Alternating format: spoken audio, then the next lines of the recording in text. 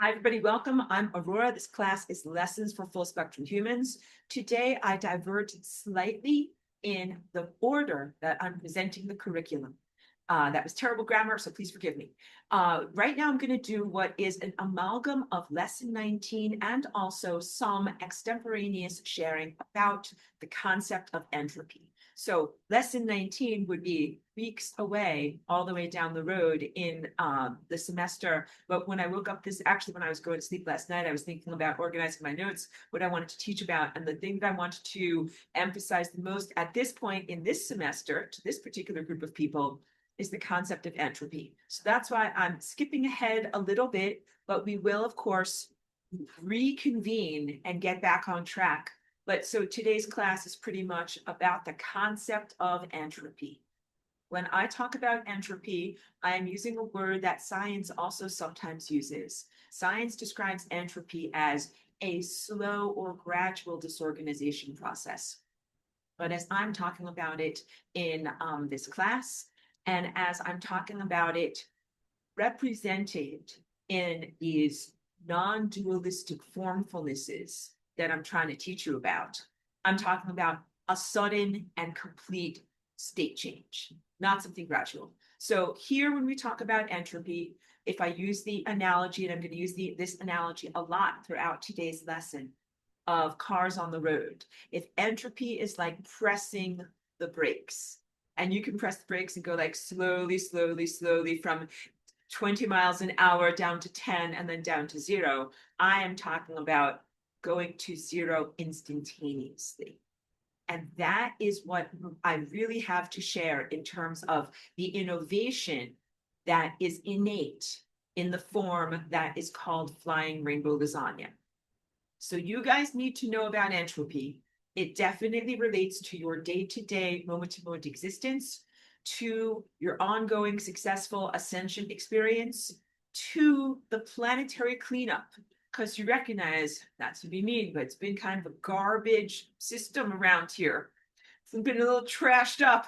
What do you do with the trash? This really, we'll speak, in a comical way about this, but this really addresses very, very deep questions about what do we do with non-life affirming stuff, echoes, fragments, even people, organisms, or organizations or creatures. So this is going to be actually a deep ethical dive about what do we do with stuff that technically shouldn't exist. And if we let it keep existing, it can be harmful to the entirety of the system. So maybe that's a good starting point. First of all, when I talk about entropy, I'm defining it as a sudden cessation of movement through time. I grabbed my little sculpture so that way we would be all ready to talk about time. These are your wheels of time, your chakras. We have a whole class that I teach you all about the zoetrope and the flicker rate, but just know that these are spinning, and the rate at which they are spinning is literally connected to the rate at which you move through time and process the experiences of moving through time. So if these guys weren't spinning at all, you would be dead, dead, dead, in exactly the same way that if your DNA is not moving or oscillating or having behaviors, you're dead. That's it. That's the real definition of cessation of life, that your consciousness is no longer moving through time. Let's begin with drawings. Sorry, I make my little camera shake over here, but let's go to a whiteboard and let's begin with some of this, because I'm going to draw lots of whiteboards and stuff that I've never done before. So for returning students, it's worth it to pay attention, because I won't just be retreading the same old stuff. This is our familiar time vortex. And we usually begin with, this is birth or year 0. And then this is the path of least likelihood that brings you all the way up, of course, to the singularity point, object not drawn to scale. And sometimes I draw a little infinity symbol over here, like a little bow on top of your head. That is really a symbolic area that represents infinity, infinite speed, infinite movement, infinite heat, infinite light. This is the opposite of entropy. Everything that I just described here is the opposite, literal, diametrically opposed position and concept as to what entropy is. All right. Now let's just make a random color dot. You are the red dot. Okay. And wherever you are, like let's say you start off here. As time moves, or as you move through time, you're propelled. You're moving up, up, up, up, up. What makes you move? What makes you move? Like, if you're a car, you put gas or petrol in the gas tank, and that makes you move. Well, let's name other forms of conveyance. A bicycle. If you're a bicycle, you have to put kinetic energy into the wheels and make the wheels move, and you move. Like, what makes you move in this direction on this graph?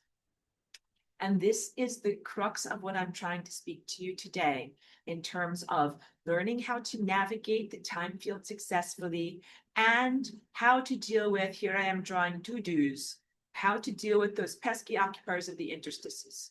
What I just drew over here was like, something that's not supposed to be there, a residue. The pooties, P-O-O-T-I-S. So for anybody who's new, I'll go back to my face. Always hat tip to Pedro. He is a wonderful student, and he came up with that analogy because I was always calling them those pesky occupiers of the interstices. And he's like, oh, pooties, P-O-O-T-I-S. So that became how we speak about them in this class. It's a little bit nicer and more lighthearted than calling them demons, but they are demons. But I also must categorize them effectively because some demons are potential consciousnesses that have never had biological form, and they are just evil, primordial evil, and aberrances that should never be in existence. They've never really had existence. Then there are some formerly biological creatures that once had a life and once had free will and totally threw it all down the toilet, like did really bad things, made horrible life choices and very, very bad mistakes and very, very bad math. And then they ended up stuck in that interim realm. So two very different qualities of consciousness, yet both are acting as arterial blockages in the correct flow of time. So if I'm a Taurus, and here's bubble to the left, bubble to the right, here's the midline, right? We want to have these nice, beautiful, flowing bubbles of energy.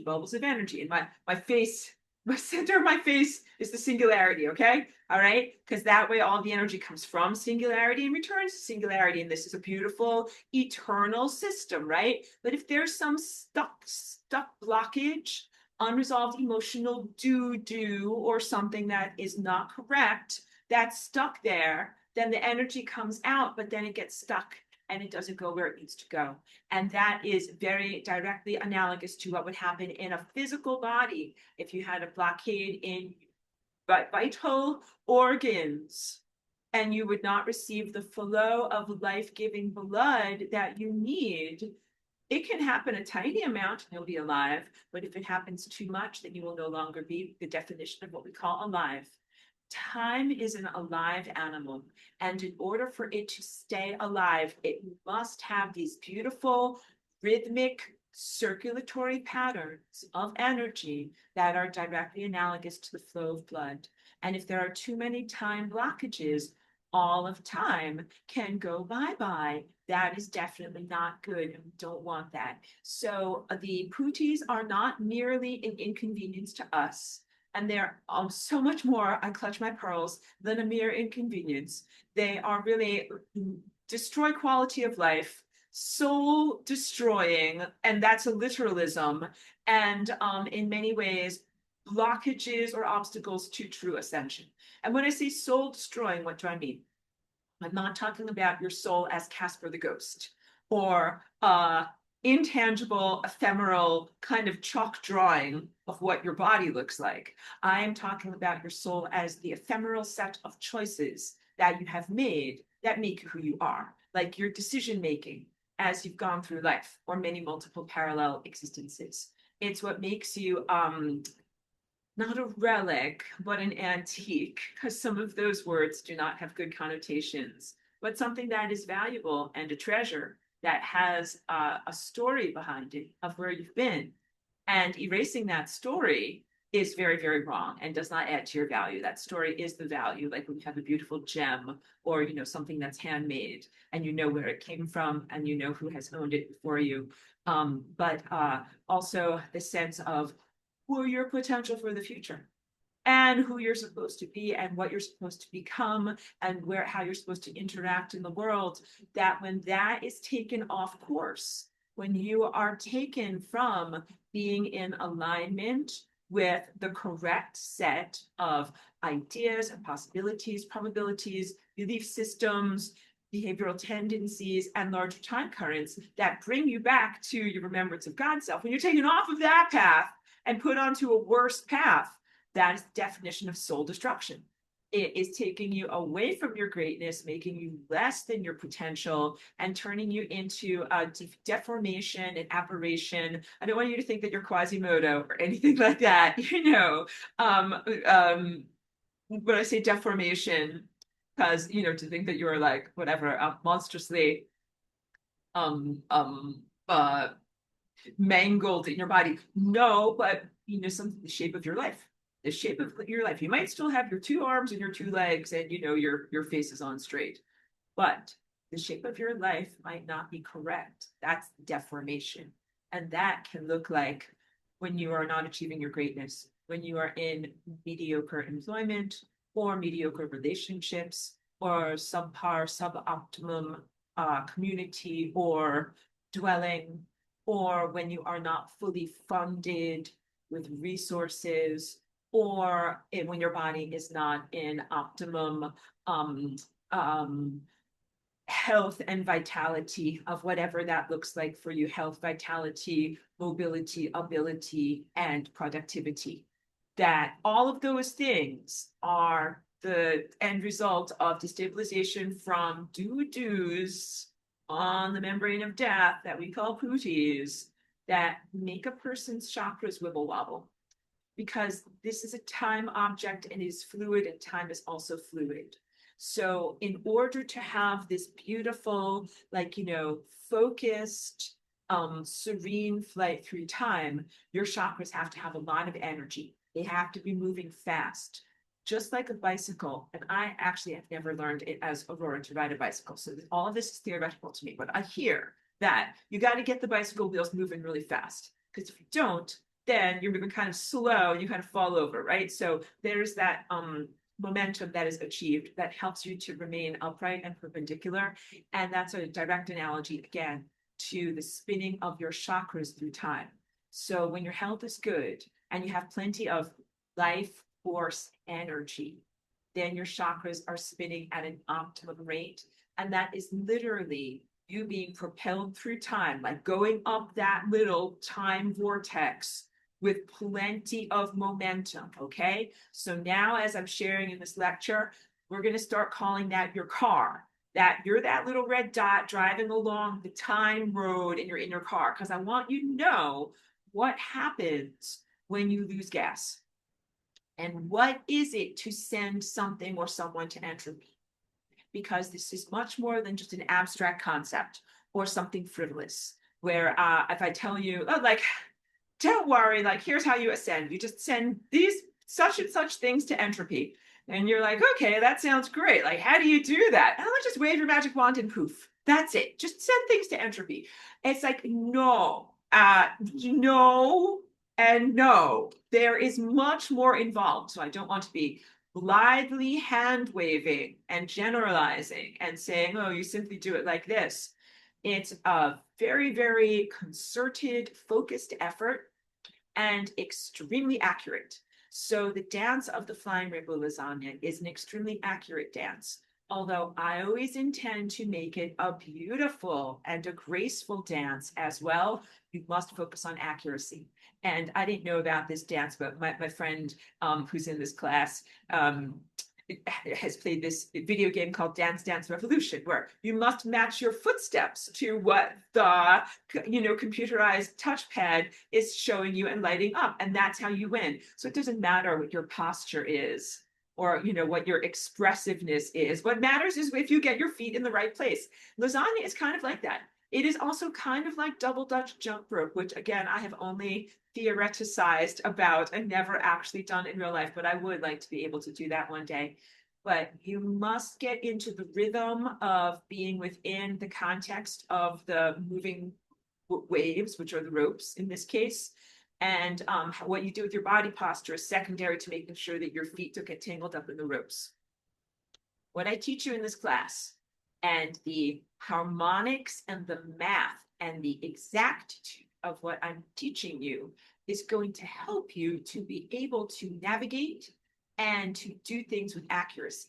And then I also ask and encourage, as like an art teacher, like do it with grace. Do it to make it look cool, make it look good, and add your own flair and your own personality to it, of course. So what am I talking about here? I'm talking about when you have your pencil with an eraser.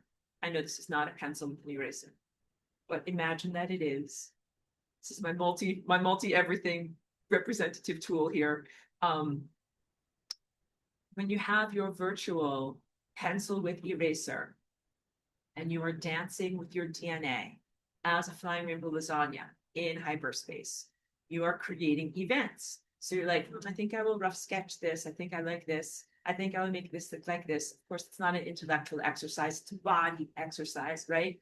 And then also sometimes you look at or you experience your outer manifestation, your expression, and you're like, oh, this doesn't look good at all. I don't like this part at all. That's what it is to be an artist. You guys can tell I'm a visual artist, right? I spend a lot of my time being a visual artist in the process of what I call sit and stare.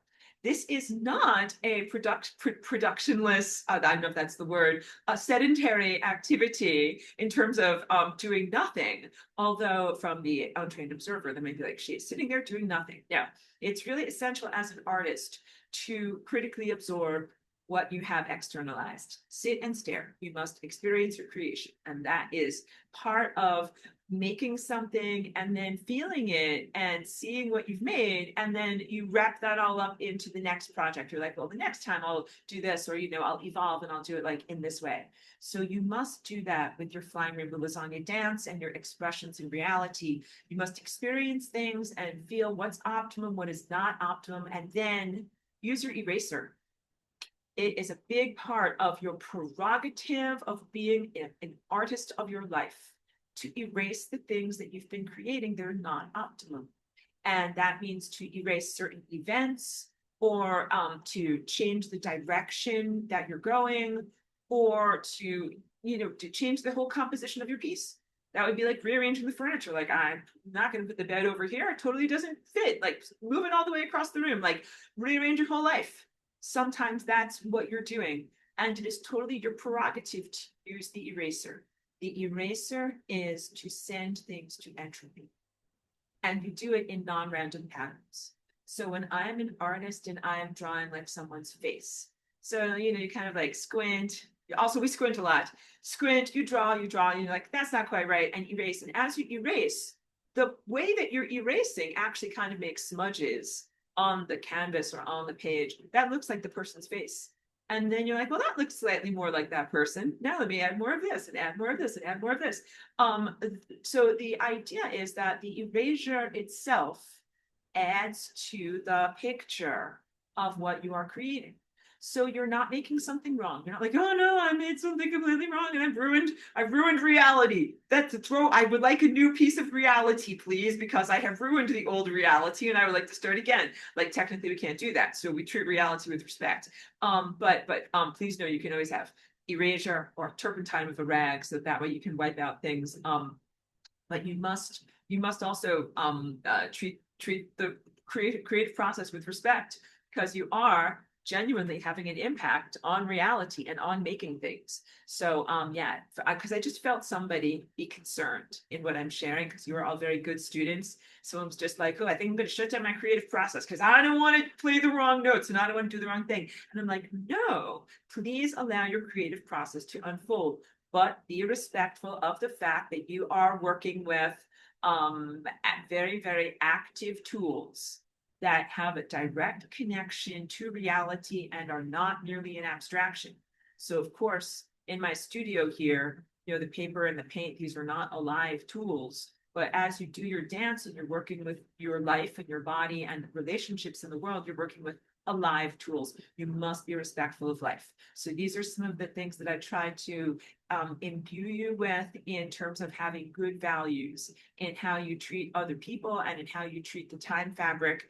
But there is something very real about sending things to entropy, which is also part of the values that I want to make sure you have a comprehension of, have access to, have the opportunity to think about this, because I'm not the traditional love and light teacher or someone who is coming and who is saying like you must be peaceful, non-violent, almost like to the point of doing back bends and contortions yourself. So in order to accommodate the Quasimodo like misshapens and deformations of other people who are here in the world, who are massively screwing up their lives. Like there's people here who are like pathogenic.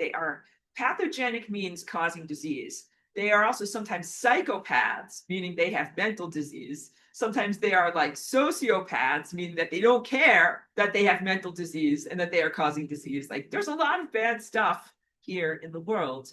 And no, I am very clear on like you having boundaries against the bad stuff, not having a band-aid like philosophy that makes you hyper liquid so that way you can contortion yourself around all the bad stuff that is here. No, I really, really am clear about recognizing some stuff should not be here. And that is also part of your artistic expression as a soul here in the world. Like imagine you are a gardener. You get to choose what plants do you want growing in your garden and what plants are noxious and not edible and not positive. Do you not want growing in your garden? 100% your prerogative, 100% your choice. Okay. So I know I'm jumping around a lot and I will definitely get to all of these wonderful questions and comments over here, but just let me stay in my flow a little bit more because as you're making this choice and making these different assessments, I was trying to consider like, how can I begin this with you as you are beginners and intermediates and not yet advanced? Like I'm advanced, I've been doing this for a long time. So I feel very comfortable working with extremely complex patterns, like the patterns that I paint and that you can see that are here on my fabric. I'm like, oh goody, complex patterns. Like I know how to organize all of this, but you might be intimidated by that. So as I'm telling you that accuracy really matters about like what you are bringing into being, what you are creating, or writing with your pencil, and what you are diminishing or destroying or erasing, you have to be accurate with both of these things. And I'm going to teach you the math and teach you how to be accurate. And you also have to have great taste. Like part of being a musician is having good taste, kind of like feeling the groove, feeling like is an instrument too loud or is it too soft, feeling like when it's too much, like too much cowbell or whatever, like that sound is annoying, it's too much, I don't like it in the song. All of these are kind of not really quantifiable aspects of a characteristic. It's a feeling state, like being a good cook, being a good musician, you have to kind of have a feel for it. All right. So in shaping reality, similarly, you must have a feel for it to be able to know these are the events and the qualities that I want to imbue and bring forward. And then these are the qualities that are like, dump them, get them out of here. They're terrible. They are not what I want to have in my reality at all. So what the first thing I would say is, and how I organize myself is you begin with the low hanging fruit. You begin with the characteristics, people, organisms, creatures, time edifices, and other qualities that are obviously not life affirming, obviously either matter out of place or energy out of place. And I'm going to start to draw things as an abstraction so you can comprehend what I mean by matter and energy out of place. And when you start to, like, you're going to clean up. When you start to clean up, you just start with the things that are obviously out of place, because there will be some things where it will bring you to a philosophical conundrum that will paralyze your mind. And you don't want that. That's like if you're cleaning up in your house and you're tidying up and you pick up a thing and you're like, okay, I don't know where this thing is supposed to go. Like, does it go over here? Does it go over here? Do I put it in the trash? Do I put it over here? And you will just walk around for an hour, literally in circles in your apartment, being like, where does this thing go? So don't start with that thing. And that thing is going to be basically people who are an amalgam of both positive and negative characteristics. Those are the hardest category to categorize. Don't start with those people. Don't start with those things, because you're going to be like, are they life affirming? Are they not life affirming? Do they go in the keep pile? Do they go in the trash pile? What do I do with this thing, person, concept, organization? All right. So don't start with hard stuff. Start with the easy stuff. That's like, this is clearly something that is either a good characteristic in your DNA or your life or a person.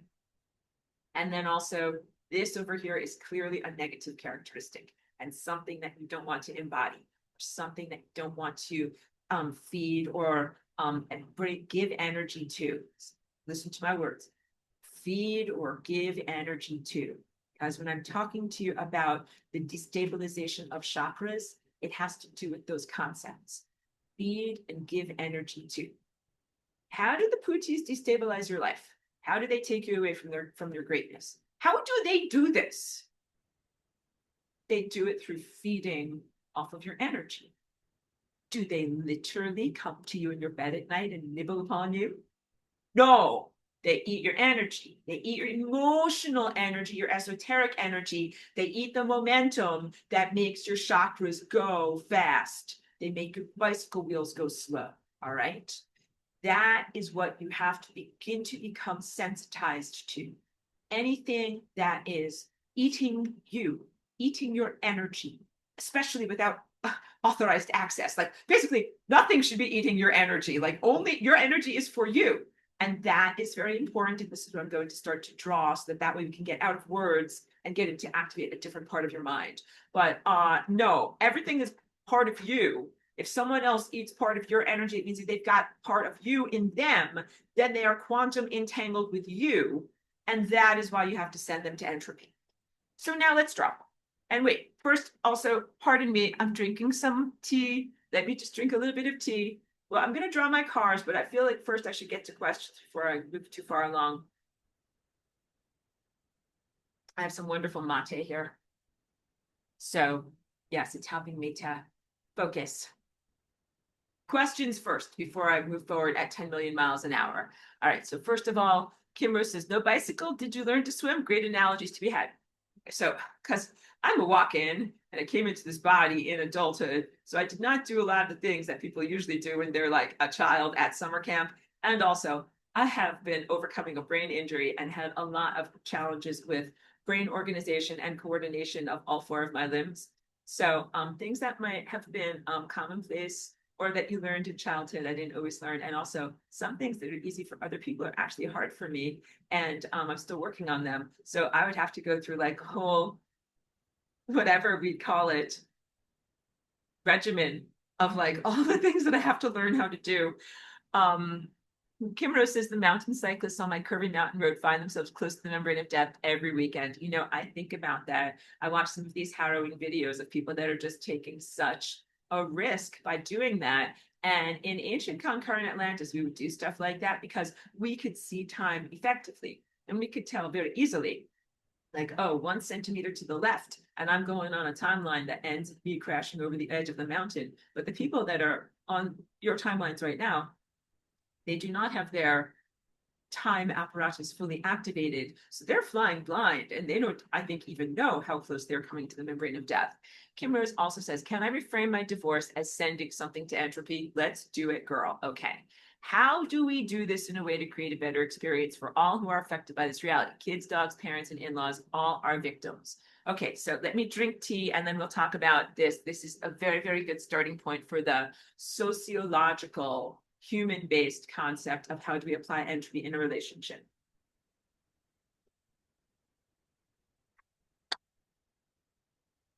Imagine I'm holding like a little bell. And imagine that when you get married, you ring the bell. Ding! Now the bell is reverberating. That's our marriage tones. Marriage, marriage, marriage, marriage, marriage, marriage, marriage, marriage, marriage, marriage. When you get divorced, Sometimes the marriage tones are still ringing outward. These are emotional waveforms, intellectual waveforms, waveforms of intention, because marriage is a type of a contract or an agreement. To send the marriage to entropy would be to press on the bell so that it is not reverberating anymore. And as each wave has an upward and a downward, you would do cancellation waves by placing a downward and an upward, so that that way everything gets neutralized out. So you stop the source of where the waves are emanating from, and then also cancellation waves of the emanations coming forward. So I think as I'm saying this in your mind, like, well, like the problem is not the wedding itself or anything like that. It was the emotional residues of perturbations, both in, you said everybody in the family is affected. Of course, it affects everybody, in-laws and children and four-legged family members. So there's wild, like you're on an ocean and all these waves are making you go up and down, and those are emotional waves that are from emotional perturbations that happened during aspects of the marriage. Those are what you want to send to entropy. So if you can imagine, like every time you had an argument, lots and lots of waves, like stick lines coming off of the energy in time. And what you need to do is with your mind, with your true mind, not with your intellect, like with your time body, to retrieve your energy from those moments. So you breathe back your energy, your quantum entanglement from that person. You release your energy back to them, or anything that you held in you back to them. And then you do disentangling, and then you close the portal. So that don't just chop things off, because then you will leave a ragged edge. Do the disentangling first. And then also you turn down the volume on the emotional residues. So that's human sociological. I'm also going to talk about this on the genetic level, because everything that you experience as an event in time is actually a genetic dance. So there's the genetic dance of the divorce that is going on in you and in all of your family members. And they're all doing the time dance of the divorce, or let's say emotional perturbations that happen as a result of the divorce. You must do a complementary time dance that sends the perturbations in everybody's collective DNA, and it works because you're all biological family members, into a restful state. Another good analogy is the strings of guitar. If you imagine that my fingers are the strings of a guitar, and if I pluck this string over here, it makes these other strings vibrate even though I didn't touch them. Just the energy coming off of here kind of makes them wiggle a little bit. So here is one person in a family being emotionally perturbed, right? Angry, upset, something. And that energy travels through the rest of the family because everybody is emotionally connected to one another. So what you really begin doing when you start to do this work responsibly is you begin with your own body, your own DNA, your own guitar strings, and the emotional residues that you are emanating outward. That might be about feeling hurt, feeling bad, inflammation, sadness, anger, grief, any of those types of like not so great emotions. And just like pressing on a bell so that it's not reverberating anymore, you find those areas in yourself and you stop them from reverberating. And this is literally an act of willpower. You want to know, like, how do I do that? It's like, got to activate willpower. So where is your willpower? Where is it located? We'll give you an exercise to find out where it is located. Okay, presuming everyone in class that you are able and that you can, use all four of your limbs, can you please raise your right hand? Just do it. What made you raise your right hand? Not that I requested that you do it, but how do you actually connect? How do you connect? How do you connect and do that? That's your willpower. You just found where your willpower is. It's not like located like, in an area of your brain or in your elbow. It is your totality of existence. Just as you can activate your willpower to do something like move your arm over your head, you activate your willpower to turn down the volume on certain genetic characteristics. This is very, very big stuff. In my music making software, you can imagine a grid. that has all of these vertical columns, and each one represents an instrument with volume at the bottom. And as I make my music, I'm listening and I'm like, this is good, the drums are too loud. So I take the volume and I just turn it down on the drums. And let's say there's an annoying instrument, like I said, that I don't like the sound of it or whatever, I can turn it down to 0 and we don't hear any of that.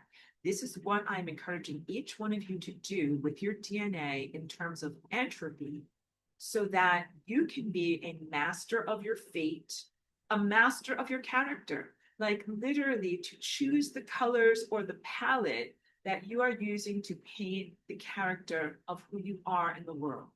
It's not going to be acceptable moving forward to say like, well, I inherited this from this person, or grandmother was always this way, and that's why I am that way too. It's like, no, that was their paint palette, that was their culturally relevant way of being. And now each one of us must self-construct a completely new way of being. And it's our choice. I'm like, yep, gonna do whatever, pink and orange. That's what's in my palette. That's what's on my dress today. And I'm making very specific choices. These are the colors that I'm using. I'm not going to use brown, like turn down the volume on brown. I don't like that color. Or I'm not going to use whatever, this characteristic of whatever. I'm sure anybody in biological family has a sense of an ancestor that you might have known that did not have a positive characteristic. Be like, yeah, turn down the volume on that. I don't want to exhibit that or carry that inside of me. So you begin with your own DNA structure and learning how to master your own DNA structure.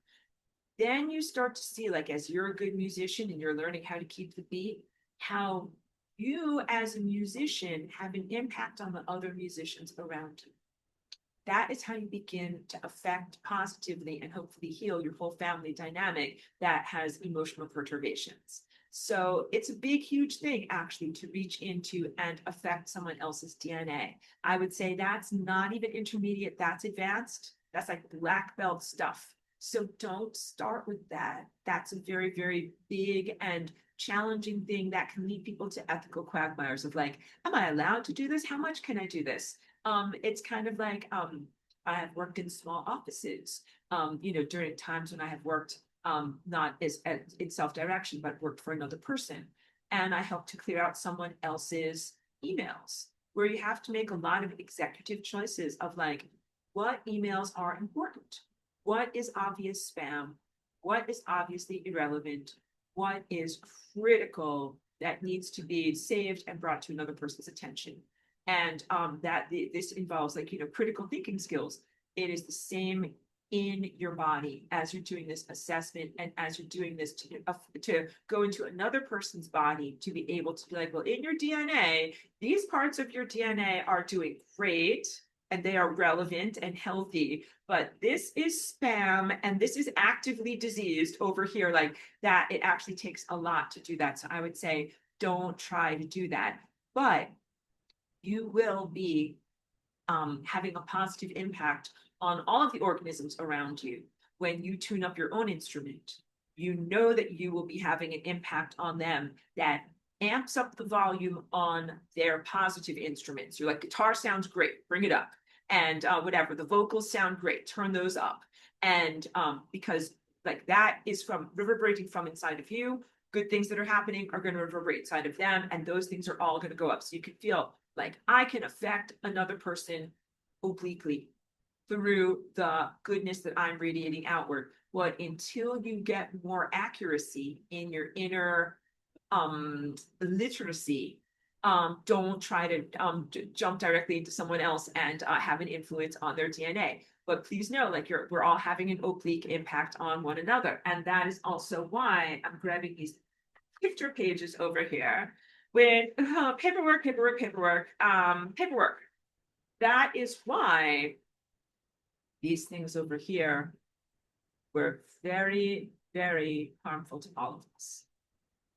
Whether or not there was an effluvia that came out of a person's nose or off of their skin and jumped onto your body, the energy of DNA that has been modified or afflicted is sending out music of ill health and disconnection from nature to all of us.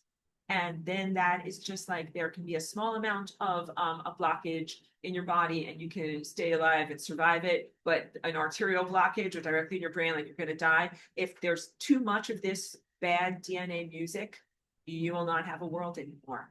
And that is a very, very perilous, real concern in what you're going through right now, because you will ask yourself ethically, like, what are my boundaries? Of course, I want to live my life in peace and freedom, and I want to allow others to also live their lives in peace and freedom. But if your neighbor is burning noxious materials in their yard, the smell comes into your yard, and you're like, stop burning whatever tires, like old automotive tires. Stop doing that. I can smell it over here. You're diminishing my quality of life. So you start to recognize at a certain point, we are moving into hyperconnectedness. The real next stage of evolution of your biology and of your consciousness is hyperconnectedness, where you recognize that you're part of a continuum of consciousness. Your life and other people's lives and other organisms' lives are all really, really very closely connected, and that you can't just pretend like I'm just doing me and you just do you, and I'm not having an impact on you. Like, you're having an impact on other people. And so then you have to get to be more tuned in and responsible, where you're like, I want to have a positive impact on other people. And then once you have that attitude, then there's still a lot of direct training that needs to happen, because it's like saying, like, I want to be a part of the band. All of us want to be good musicians, but we are wildly divergent. So now that we at least all recognize we're affecting one another, we want to play good music, how do we do that? And that's the training, where you have to learn like how to groove and how to mesh yourself harmonically and effectively with others. So all of that happens as a result of entropy. You're going to be sending a lot of things of people to entropy. Wait, and I know this is actually a beautiful question. I'm going to talk a lot more throughout the rest of today about how we send organizations, larger bodies, can even be something like a nation state, to entropy. So wait, and also I don't want to go too fast. Michael says, I always am practicing in my mind. I know that you are. As you are speaking and elaborating on the precision of arm, feet, body movement, I almost feel defeated due to my current circumstance. Something, I sense you when I say these things, and I always want you to know that what matters most is the accuracy of your DNA beyond what is going on with your four limbs or your muscular skeletal structure. The parts that really matter, that you must move in accuracy, are your DNA. So I'm glad, like, you've got your body, you've got your cellular structure, and you have your willpower. So focus on connecting to the nuclei of your cells and being able to feel how they have like an inner vibration that is happening, and to be connecting to that. And I really also want you to know, although I am very active, so to me it is natural to move my arms and legs while I lasagna. I know a couple of people that just sit in stillness and close their eyes and go on an inner journey. And they find it, too much and too distracting to moving their arms and legs. So it's not always a mobility issue. And sometimes it is a personal choice for someone to focus on your mind and your mental muscles and less on the physical muscles. And that's very, very fair, because that's where the abstraction is. That's where the torque is being applied to reality, through your mental muscles primarily, and through the physical body secondarily. So again, to me, because that's part of my innate nature, very normal for me to do it while moving, but some people do it in stillness. But for me, it's actually a little bit harder for me to do it in stillness. But I believe in you, and I know that you will find your way to do it, because that's also part of your soul's journey. All right, Dr. Tespito, thank you. And you're always very positive in the things that you write for your emails. Sometimes you email me beautiful things. Thank you. Says, the only real eternal is love, and the rest is illusion. Be love as love in love, to love for love. This is love verse. I am. Thank you very much. Beautiful. Okay, Kim Rose says, I have heard esoteric teacher refer to the harvesting of our secretions similar to eating of our energy. What are your thoughts on this as a literal event? So, of course, there are things that are going on in our world that I can speak about them relatively obliquely in order for me to be up on YouTube. And you guys, why do I tread so lightly on YouTube? Because I have my channel for over 10 years with many, many semesters archived on there. And I want to make sure that that remains as a viable archive. So I don't want it to be, diminished or banned in some way. So that's why I'm careful about how I say these things. What people talk about in terms of loosh, I think that's a comfortable phrase that we can talk about. Loosh as esoteric energy that is taken from a person who is being victimized or tormented in some way. That is a very real concern. And then there are other things that are considered to be like physical secretion, like from a glandular, like the pituitary gland or something like that, like a person who was like physically unalived and then their body parts or secretions processed into something. I think that that is going on. There's actually lots of black market stuff that's going on right now in terms of drugs of abuse that are made out of biological, semi-biological, and stem cell type of things that are actually all aberrations that are horrible, crimes against nature, crimes against humanity, and just terrible, and that they should not be going on. But that was not primarily what this stuff was. So originally, loosh was just this abstraction that was just for the abstract guys, because the occupiers of the interstices, these guys don't have mouths. They do not have mouths, nor do they have veins or arteries into which needles or syringes can be placed. So anything that is a pill, a powder, or something that must be injected is really, by definition, not going to be something that they can access. Those guys can only access energy. They're not really alive, they're semi-alives. And they are much more akin to the mythology of what people call like the hungry ghosts. This is a mythology from Japan or from ancient Egypt. There was a particular ceremony after a person, this was in pharaonic Egypt, when they had been mummified and then they were in their afterlife realm, going across the duat. There had to be an astral priest who was there who would say a particular magical spell on them that was the opening of the mouth. Like, hear ye, I now officially open your mouth in the afterlife so that you can eat the food of the afterlife. And if they didn't do that to someone, it was considered to be like one of the worst punishments, because you go around like a hungry ghost in the afterlife where there is food, but you can't eat it and you can't get at it. And these are direct analogies to the type of creature that is what a Pruti is on the membrane of death. Technically, they are residual consciousnesses, cannot eat love.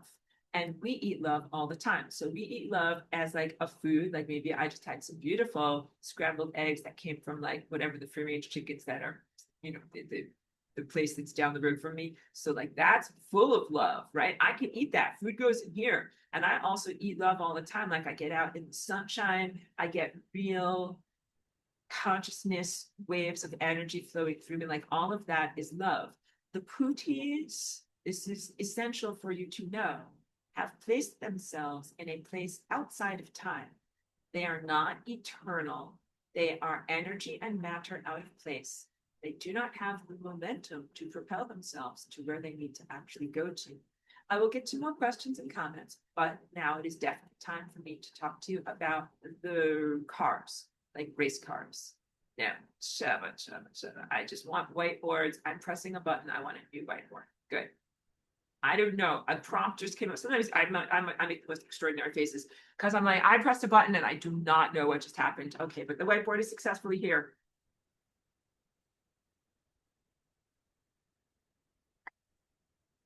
Okay, so first of all, let's just draw something simple. Let's draw two cars.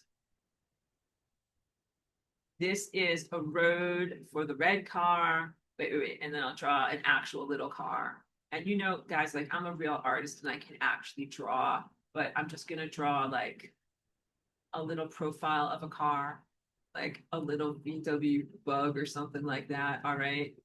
That's supposed to be a car. She's like, you're like, is that a UFO? Like, what am I looking at? Pretend it's a car. Okay, good.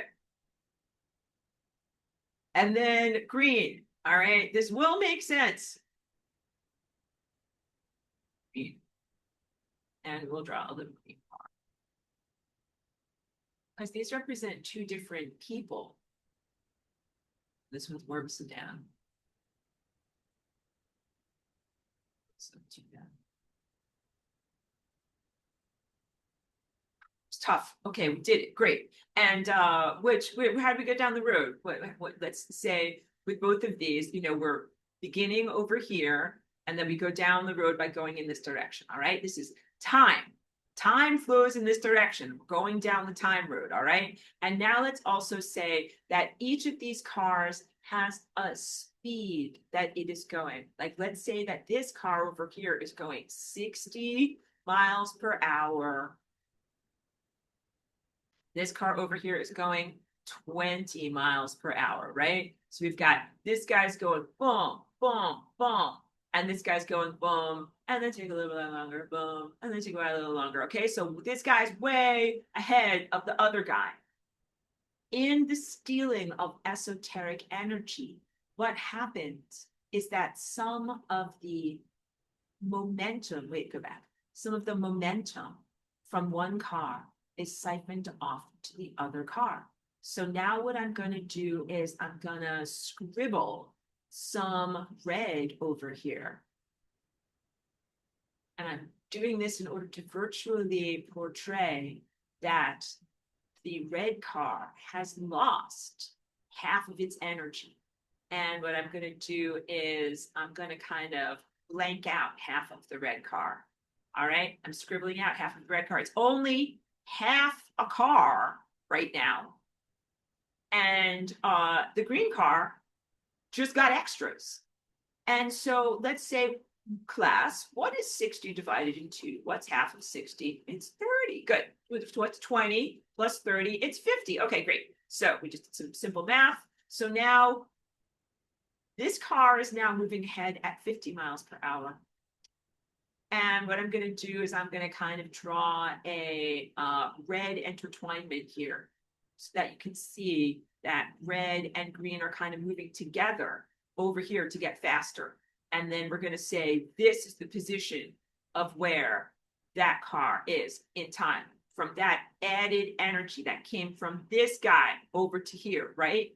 But now we got to look over here, and there's this other car. This other car, wait. This other car was going to be all the way over here. It's moving nice and fast. You're not moving at 60 anymore. Now you're moving at 30.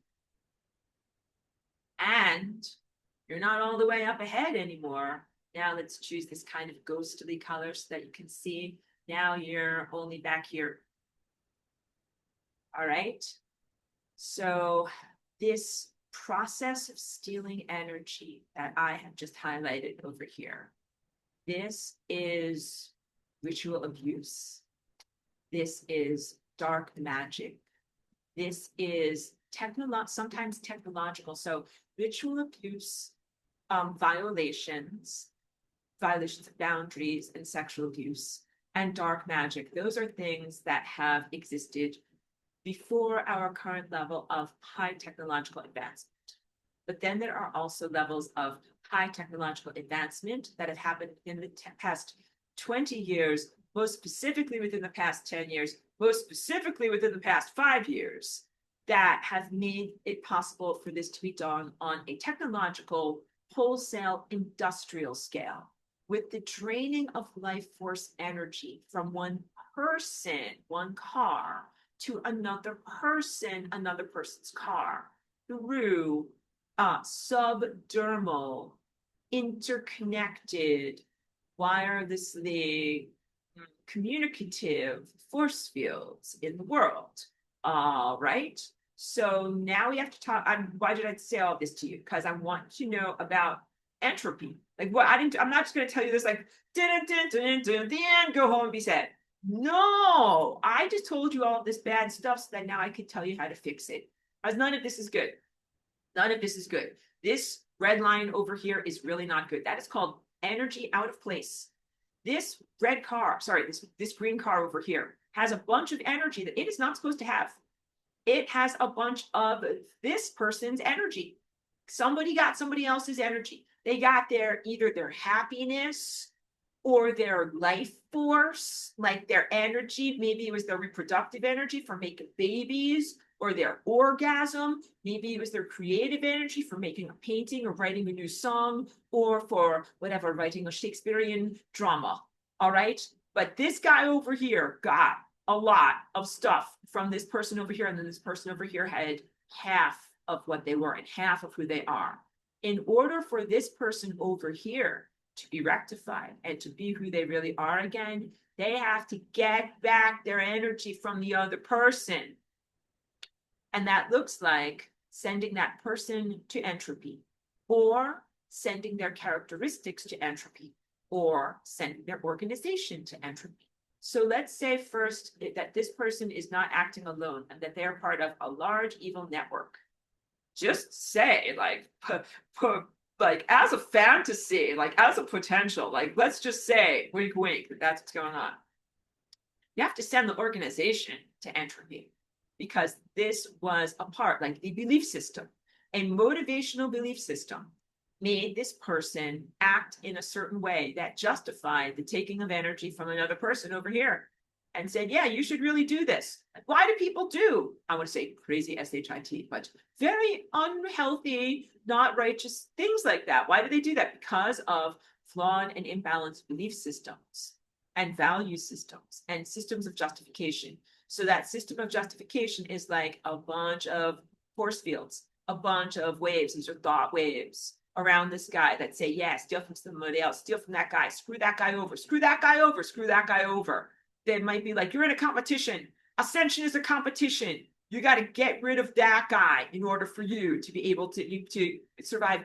Kind of like that movie, The Highlander. Highlander's like an old sci-fi movie. He's like, there can be only one, and he must behead all of his what are the other aspirants, all of the other contenders. He must behead all other contenders in order for him to be the one. That is not what Ascension is. And you should not try to go around destroying someone else's ascensions. That way you can move at a faster rate. No, this person over here is supposed to get their SHIT together. They're supposed to get to be a better person. You move faster on the road of life in this direction and with less friction when you are a better person, meaning you do better math, means you live a better life, you make better choices. You are not only healthier in your physical body, but you do your math more correctly. And that's how you get momentum. Don't steal it from other people. Big, huge value system emphasis there. So yeah, you guys aren't supposed to take energy from me. No one in this class is stealing from me. But evil people would like to just steal from me. They're like, oh, you know what I mean? Like, working hard is so gauche. And can't I just steal it from Aurora? And I'm like, no, you can't just steal it from me. You have to earn it. Have to earn it. So in order to rectify this situation, what would have to happen is now I have to grab my eraser. The first thing is we would have to erase this energy of red out from the green car, erase it. And we need to send that energy back over to the red car. So we make the red car whole again. And in doing that, we remove this extra red line that was from there. This guy's not going to be all the way up here anymore. So I'm going to draw what happens to him. He starts to slow down. I'll just use purple to demonstrate that. He starts to slow down. He's actually not going to be moving at 50 miles an hour anymore. He starts to slow down. The slowing down is the definition of entropy. His chakras are not moving fast, with a bunch of stolen energy anymore. He begins to slow down. And so now we'll draw a line all the way back here that he is supposed to slow down to here. All right. And we'll erase the other place. This is his fake line where he wasn't supposed to be. But then what about this guy over here? So wait, he's back to 20 miles an hour. He is not going fast anymore. Now, what about this guy over here? He needs to get his energy going back again. So now let me get an appropriate color, because as his red energy comes back to him, this guy's chakras are going to start to speed up. He's going to start to go faster, and spinning in faster and faster circles. That means that this position is not where he is anymore. And he is able to go from where he was, remember over here, get faster, faster, faster, and get down the road of time over to here. All of this really matters. All of this really matters because let's say that where this is over here, let's say that there's like whatever, a little rest stop or something like that. Like this car was supposed to go here. Here's like a little whatever, a cafe. It's supposed to be a house. There's a cafe there, all right? And he's supposed to be there at the cafe. When he was stuck all the way back here due to time siphoning, it meant that he wasn't over here. He wasn't having whatever pie or a milkshake or French fries at the cafe. He was still stuck on the road. And that means it impacts a lot of other people who were expecting him to be here. And also, he's not contributing. He was supposed to do something. Maybe he was supposed to eat pie. Maybe he was also supposed to sing a song, do something there at the cafe. He's not there because this guy slowed him down and stole stuff from him. So in sending someone or something to entropy, like let's say you send an event that happened to entropy. First, there's the belief system, the organization that made it possible, the technology, the dark magic or the high technology that made it possible. But then there's the event, the actual stealing. So maybe let's make up a fake way that this Mr. Green stole from Mr. Red, but whatever it was, let's just say Mr. Green was cruel to Mr. Red in some way, emotionally cruel. Like he made fun of him in some way. He mocked him, said like, you're ugly. He said yo mama jokes or something at him. And that took his emotional energy. Like you guys start to understand and comprehend bullying is taking emotional energy. Or what if Mr. Green, here's a more serious allegation. What if Mr. Green violated Mr. Red? What if he, did something that was like a sexual assault or a violation? That is really one of the biggest ways in which energy is siphoned off. So ridiculing and mocking, those are some ways of taking energy from someone, but sexual violence and violation, meaning crossing boundaries, doing something, touching someone's body when you're not allowed to, is a big way that energy is siphoned off of people. And then you start to comprehend the ways in which some of these cars have gotten more energy than they're supposed to have. Now I'm going to draw a car that's got this guy's energy in here, also has this person's energy in here. Oh wait, it gets worse. It gets worse. Also got this person's energy in here. Wait, it gets even worse. And let's do one more. And also this person's energy. Like this person stole a lot of energy from a lot of different people. And then that means that there are all of these other cars that are sometimes slowed down in their movement through time or on the wrong road, or sometimes not even on the road anymore. You know what it means when you're not on the road anymore? It means you are dead. That sometimes the stealing of energy from a car can slow down that person so much that they no longer have momentum to keep going through their life. That's why I say this is, a bit of a dark or a sad example here. One person who's a violator, who has gone through life taking energy from other people at the expense of other people, and sometimes to the point of destroying them in their lives. This is also the definition of what it is to hurt someone else's soul. Like when you are carrying around a part of someone else's energy without their permission, and they are stuck back here and they can't move forward in their life, that is the destruction of their soul. And what it looks like, instead of, drawing this arrows, if it's pointing back in this way, like, the only direction, go in this direction, go in this direction. But what it looks like is you end up on a peripheral timeline. So we'll just use like the same color, but a skinnier timeline to represent a peripheral timeline. You end up on a sideline or one of these little branching timelines where you're not your full self because you can't go as fast because someone took the gas out of your car. So how do you send someone to entropy? How do you get your energy back? This really matters because as I'm speaking to people, everyone is like feeling like maybe you were violated or maybe you know someone who's violated and you're like, I want to get that energy back. So whether this person over here is alive or dead, it doesn't matter. You have to work non-locally. You have to go to the moment when the energy was taken and get that energy back. So it's an exercise using your non-locality muscles, your ability to project yourself in time, your true mind of insight. And what you do is you send those events to entropy as if it never happened, even though you maintain the memory that it happened. As I'm saying this to you, I'm really realizing, getting into the quagmire of language, because I say, we send it to entropy as if it never happened, but then people are going to wonder if this is spiritual bypassing or if this is denial, but it's not spiritual bypassing or denial, because you're not erasing yourself into amnesia. What you are doing is going back to that moment and reclaiming the energy that was taken from the other person.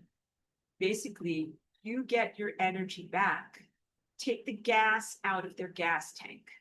Literally, like that's my purple energy. Get it out of you and get it into my gas tank. It belongs to me over here. And you literally scoop that energy in time back into you.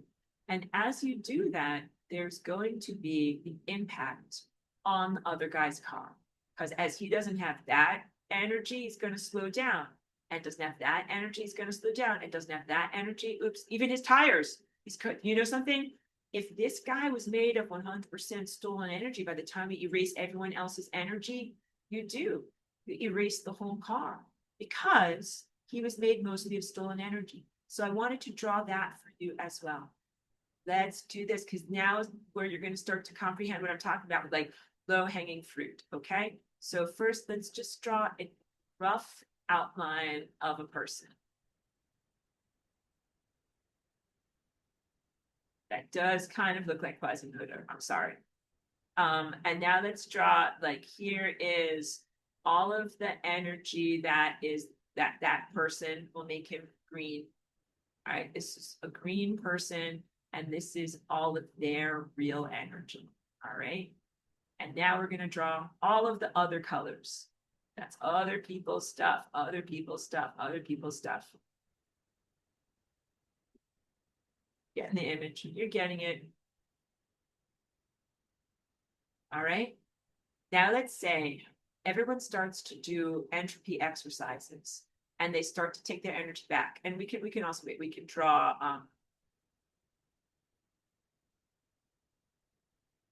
just do a few quick stick figures. All right. So these represent the other people that are here, and they're all like, hey man, give me back my energy. Sorry, I have to be a little silly. That guy has really long legs. All right, just a couple. All right, good. Okay, now we can do this. So these guys over here are like, hey man, give me back my energy. And so these guys, we're gonna send it all back to him, send this all back to him, send this all back to him, right? And by the time we actually do that, what we end up having is like a 10% person. Like, I'm erasing this energy, I'm erasing this energy, I'm erasing this energy.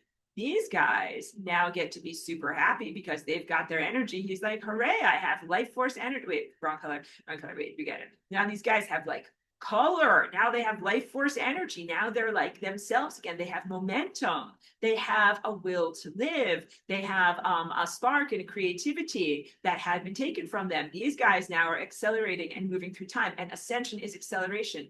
But how about this guy over here? And now we go like, wah, wah. What about this guy over here? What happens to him? He is literally only 10% of a person. He is literally, that's how much of him there is. The rest of him was all stuff that he had criminally stolen from others. And a person that is this small of a percentage themselves literally cannot be in existence.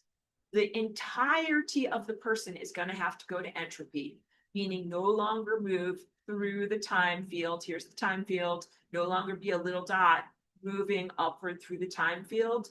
This guy's journey ends. And what happens is he's going to be this little dot stuck over here because he doesn't have any more gas left in his car petrol tank to make him move through time.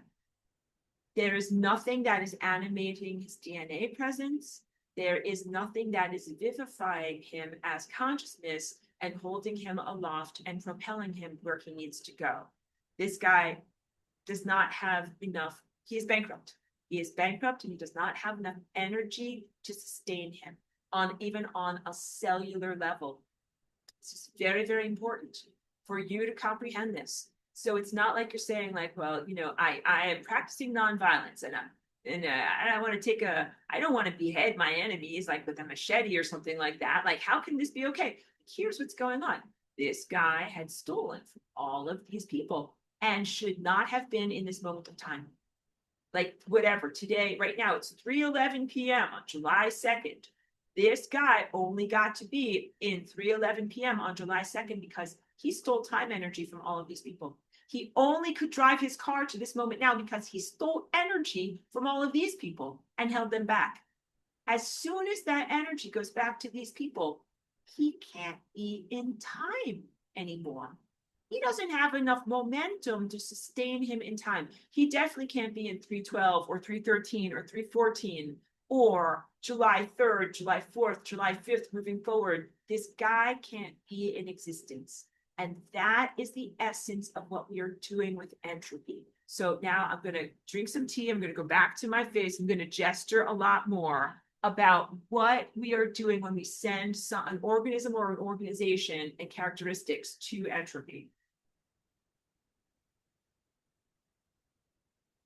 Some of what you are doing is working with DNA itself. So right now my hands represent the wonderful, groovy characteristics of DNA. DNA is kind of like twisting, morphing, dancing, swirling itself around, like splicing, unsplicing, doing all sorts of amazing things. That's a huge aspect of what it is. It's behavior. It's not just a series of words in a line. That is the book of you. It's the way that is expressed, okay? So the movement of DNA is a huge aspect of this. And your movement of DNA is basically a miracle. When I asked at the beginning of this lecture, what propels you through time? Like, what is the gas in your petrol tank that makes you go? It's consciousness. It is this undefinable, miraculous thing that we have that makes us be alive, that motivates us. Like, as I was speaking in class last week about the beach ball of time and giant God fingers that dimple the beach ball of time to make this 4 vortex shape. What makes God's fingers go like this? Just consciousness. It's a miracle. That's when you just get to one of those mind liquefying moments where you're just like, great mystery. You can't go anymore with your intellect. All right. It's an amazing thing that is happening and you're a part of it. All right. So now we have to, of course, within this miracle, you're like, wow, I'm a miracle in front of a miracle. This is great. But then also you're like, something is destabilizing me and at times like eating me and biting me. I don't like this. You also must recognize that. How did these guys get here? How did these Putis get here? What is their deal? They created and participated themselves in a time distortion. Experiment is not the right word. Technological assault on time. Like, you would call it a really, really bad time machine. They built a really, really bad time machine. And sometimes I joke about Homer Simpson's time toaster, which is from one of the Treehouse of Horrors on, The Simpsons, which is, like a very brilliant show at times. But in that show, Homer Simpson cobbles together this time toaster, and every time he makes a slice of toast, like, he goes into a different reality. And he's totally flying blind. He's just like, roll the dice again, see what reality I get. And he just keeps on messing up time. That is exactly what they did. And this happened actually on Mars. But it happened on Mars as an outgrowth of and an expression of what happened on the planet that we know as either Malduk, Maldek, or Tiamat, depending upon whose mythological language you're tuning into. But the planet that used to be where the asteroid belt is now, between Mars and Jupiter. There used to be a planet there. There was a great, not a conflagration, of vibratory distress, a disharmonic that was created there that unalived the whole planet and everybody on it. But they didn't just go off peacefully. They went to Mars And their Mars, this is also a lot of what I explore in lesson 18. So for anybody who wants the full Megillah, which is like the full story, full epic drama, you can go into one of my previous semesters that are all organized by playlists on my YouTube to be able to find more details. And we'll go over this, of course, every semester with the fresh perspective from what we're presently experiencing. But the civilization or organization on Mars was semi-technological biological, kind of like mixed together, very transhumanist. And they were not well versed at all in either time or DNA. And this is very, very much directly analogous to the people who are here in this world now, who are doing naughty things, and who also have a mechanistic view, have had a mechanistic machine-like view of what DNA is and try to exploit it.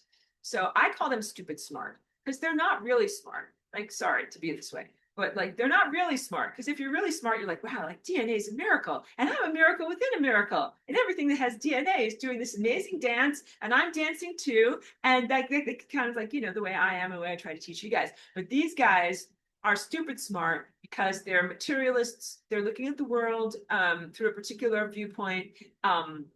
They're very limited in the amount of information that they have access to, but they're not recognizing of their areas of ignorance, and their areas of ignorance are enormous, so big. My arms are as big as the whole horizon, and they don't comprehend the connection between DNA and time, even while they try to exploit it. That's why I say time toaster. So they're just scrambling genetics, randomly splicing things together, making the worst music, and messing up the fabric of time for everyone. And this is not acceptable. And that's the level of time toasterism that happened on Mars directly before or concurrent to the impending or ancient, depending on how we look at it, invasion of our planet in ancient concurrent Atlantis. All right, that was a mouthful sentence, but you were with me through the whole entire thing. So good job. But they made this bad time machine, and it destabilized time. And then here's why, like, I can't ascribe motives. I cannot say, like, maybe they, in their mania, were being like, I'm going to do this on purpose, and I'll be smeared on the singularity. So, like, what's singularity, guys? Singularity, like, if you imagine a time vortex, or how people talk about, like, not smeared on the singularity. I didn't mean to say that. I meant smeared on the event horizon. In quantum language, the way that humans talk about it in universities, they talk about, like, black hole as an infinite puckering of space-time, but there's an area around the black hole that is known as the event horizon, which is an area beyond which, like, it's a light boundary and it's an information boundary. So really no light or information escapes from the black hole, and they kind of can't see inside or know or do the math of what's going on inside of there. So the concept of a bunch of very ill-informed, stupid smart scientists making this bad time toaster that would end up smearing their consciousnesses around the singularity on the event horizon, in the area around the, like, kind of like, they're not dead, they're not alive. They're dead alive. This is the problem. Like, would they do that intentionally? Be like, I know I'll live forever as something that is dead alive. That is not living forever. Did they think it was good? Did they think it was bad? Or were they trying to do something very different, and that this was their horrible mistake, and that they've just kind of been stuck there? Very difficult to ascribe motives, but all we can say is that's where they are, and they are literally these blockages that exist in the flow of time, and that they are in each one of our chakras. And it's not a very positive thing to wake up in the morning and be kind of like, look down at yourself and be like, okay, like, my chakras are full of residual time demons. Good morning. Like, time to get going on my day. Most people would be like, ew, like, take a shower, get them out, get them out. I know, we don't like that. How do you get rid of or shower off the residual time demons? Entropy. Gotta learn to entropy. Entropy is the taking of energy and gas or petrol back from these things that have momentum at your expense. You must learn how to triangulate on where they are, sense where they are, because this is non-locality. So they're not like standing next to you in your room. They're somewhere, but they are not in your room. Got to find them. Got to find where they are and where their energy is. So as I was drawing with the little red car has red energy somewhere else, your energy is color coded to you.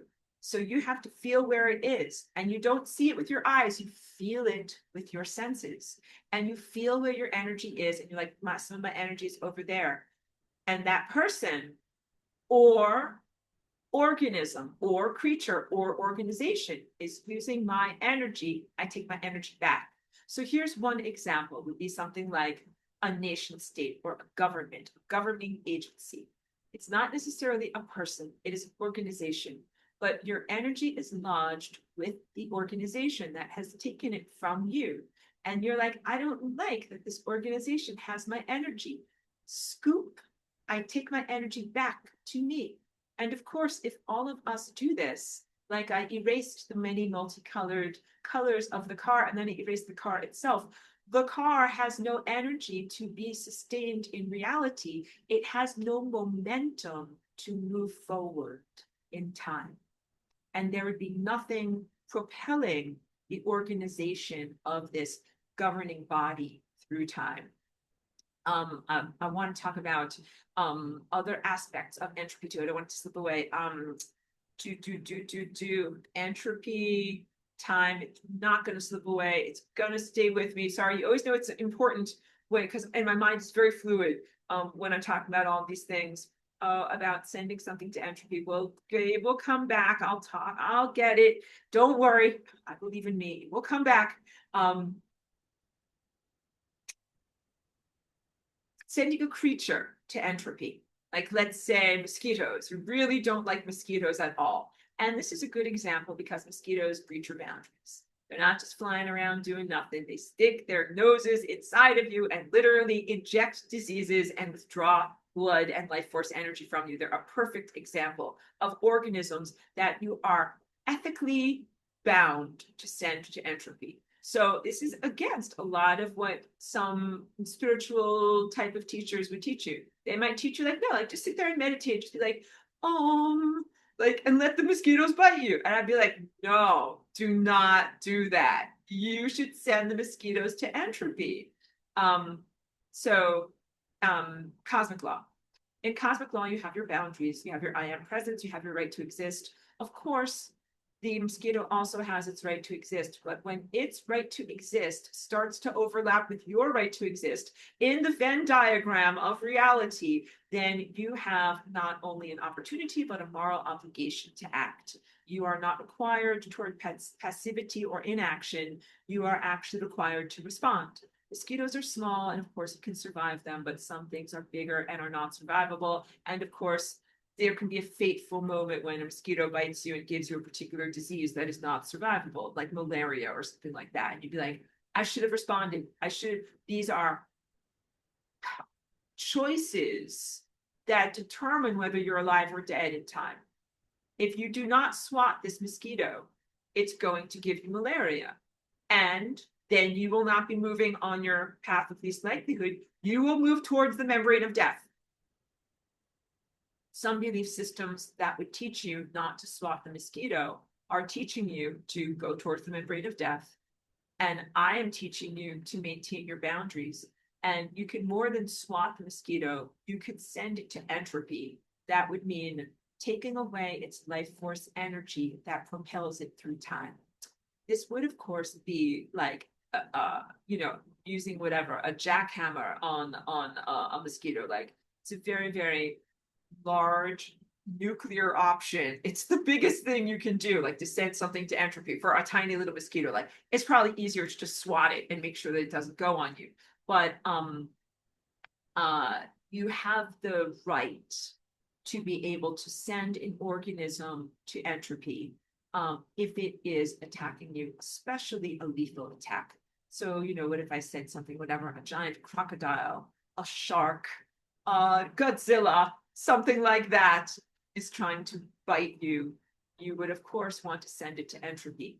So you would send it to entropy by making its DNA no longer do its dance, taking gas away from it. You would also de-energize time edifices. So there is a time edifice or a narrative where Godzilla bites you and you die. And you're like, I don't like that storyline. I take energy away from that storyline. And when the key point that I'm giving you here in this whole big long epic journey here is remove in very specific non-random patterns. So Godzilla biting you and making you die was actually a random narrative. It was actually not the correct math according to this larger time diagram. When we do Flying Rainbow Lasagna, this is why it relates to the silly Dance Revolution video game. We are accurate in that we create and conform to the proper events in time. So it's not just my convenience. Like, I don't feel like dying today, blithely. Like, no, I don't think I will die today, so I'm going to rewrite time. It's more like the entire edifice of time does not agree for me to die today. That's actually wrong math. That is actually not what is supposed to happen today. You would say, I am not supposed to get eaten by Godzilla today. And I know that that sounds bizarre and silly, but how about, I am not supposed to get bitten by a malaria pathogen carrying mosquito today. That will, whatever, kill me of encephalitis tomorrow. That is not my story. That is not the divine author's intentional highest story for me. When I frame it in those contextual, like in that contextual language, then I think that your intellect and your social self can really comprehend what I'm saying. That there are some storylines that are not life-affirming, that are literally about death or disease, and that there are some storylines that are, bizarre and unlikely, and that that's not really the level of unlikelihood or miraculousness that divine intelligence is imagining or creating for you. Like, created a whole entire amazing world with the laws of physics and all of these atoms and all these molecules that then, like, you could get bitten by Godzilla and die. That was not the intention of the author of reality. Like, no, actually, all of this amazing stuff was created here so that you could eat lunch and live. That is what you're actually supposed to be experiencing. So back to my analogy with the green car and the red car, as the red car gets all of their red energy back from the green guy, the red energy person gets back up to speed with all of the optimum timelines and activities that they're supposed to be pursuing that are life-affirming. That's everything. That's eating life-affirming food, doing exercises, avoiding malaria, plague-ridden mosquitoes or fleas or something like that, and also finding good community members and positive things that you're supposed to do, like helping other people. So that central core timeline, that's where don't get eaten by Godzilla, don't get stung by deadly bees, right? And your body is optimized and you're doing all the things that you're here in the world to actually do that are non-random and non-arbitrary. And you actually know on an ego level what you are here to be doing. You actually do know. Some people are kind of like I don't know who I am in the world, and I don't know this, and I don't know that, SpongeBob face. But the truth is, you do know inside. And part of what you need to do is archaeological self-exploration, where you're kind of like unearthing and digging things out and being like, who am I really? Who am I really? Who am I really deep inside? But some of what you do is construct yourself and be like, well, what I really want to do is be like that person over there. And like, you don't want to like take, like, if I admire a runner, like an Olympic runner, I don't want to like saw their legs off and, glue them onto me and be like, now I'm a runner. I want to be like, no, I want my legs to run like that person over there. And so then what you do is, of course, model your behaviors and your choices off of the people that inspire you. So Giving energy and inspiration is different than stealing energy. So when I look at an amazing, inspiring Olympic runner, I am not stealing that person's legs. And that person is there as literally the Olympics, and this tradition goes back to ancient Greece, as the example of, what humans can be when we are at our greatest, when we cultivate ourselves to our greatness. And we use these people as inspirational examples and templates, but we do not steal from them. That is really, really huge. You may model yourself upon them. They might do this many squats or carry heavy weights or eat a certain amount of protein. And you can do those things, but you cannot take their body parts and put them inside of you and say that you are that. All right. And this might sound like idiotic, but I have to say, because there are some technologists in the world right now who do things with DNA by literally taking a sample from another person, like a splice from another person, and then trying to splice it through gene therapy into themselves or into an animal or into another person, and see if they can take those qualities, put it in there. Like, oh, this runner has great legs. Let's take their gene for running with great legs, put it into this person over here and see if we can make them a runner with great legs. And I'm telling you, not only can you not do that, it's highly unethical, because that is like taking the energy from the red car and putting it into the green car. So these are horrific, nightmarish experiments. And that's actually a lot of what has been going on with this stuff that has been happening in the past 5 years. And I want you to know that era is done. It is over. I've non-consented for myself and for this whole entire planet, and done a lot of work to be able to prevent that level of genetic criminality going on. But now there's mop-up. And in the mop-up, there is the restoration of energy. So if anybody took, if your energy and if your literal life force energy is in a vat of cells, a petri dish, an injection, an inoculation, stem cells, another person, whatever it is, then you need to take that energy back to you. And that is really, really important. This is an esoteric practice. It is a non-rational practice. So please recognize that what I'm talking about here is not energy that is presently recognized by materialist science or materialistic worldview or viewpoint, but it is genuine energy. And when you take your energy back, it is transformational to yourself and also to the person that stole it from you. You will accelerate, they will decelerate. Deceleration completely is the act of entropy. Entropy is non-being. Now I'm getting to the thing that I almost forgot about, which is non-being. On the menu of non-being, there are a variety of different options. You can unbe the way that you're supposed to, or you can unbe in very, very horrible torment. And I am really here to reduce suffering. I'm telling you. When you do flying rainbow lasagna, you send some things to entropy and they are unbeing, and you send them to entropy in a way that is merciful and puts that energy back into place. So literally, when I do my dance, I'll just speak from my experience and then recognize that I'm, like very evolved and you're working up to like Jimi Hendrix level of playing here. But when I send things to entropy, I send characteristics that are part of the genetic code to entropy. I send events in time to entropy, and I sometimes send matter or energy back to where it belongs. So if it's emotional energy, I'm kind of like looking at an artifact, like, where'd this lip gloss come from? Whose lip gloss is this? You know what? This is exactly your shade.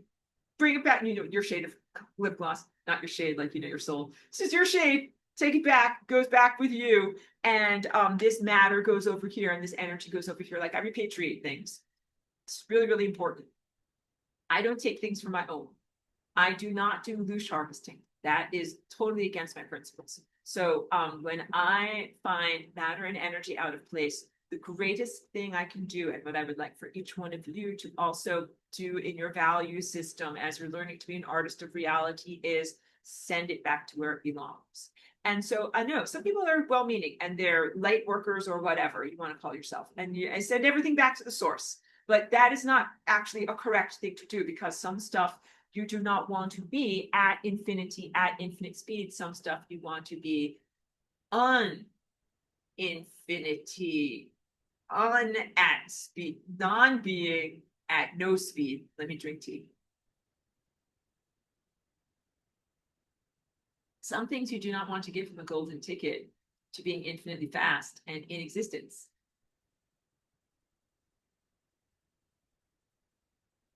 Some things you want to give them infinite non-existence. So now when I talk about flying rainbow lasagna, and that's why I didn't want you guys to have to wait, 19 lessons to get to lesson 19 when we talk about this.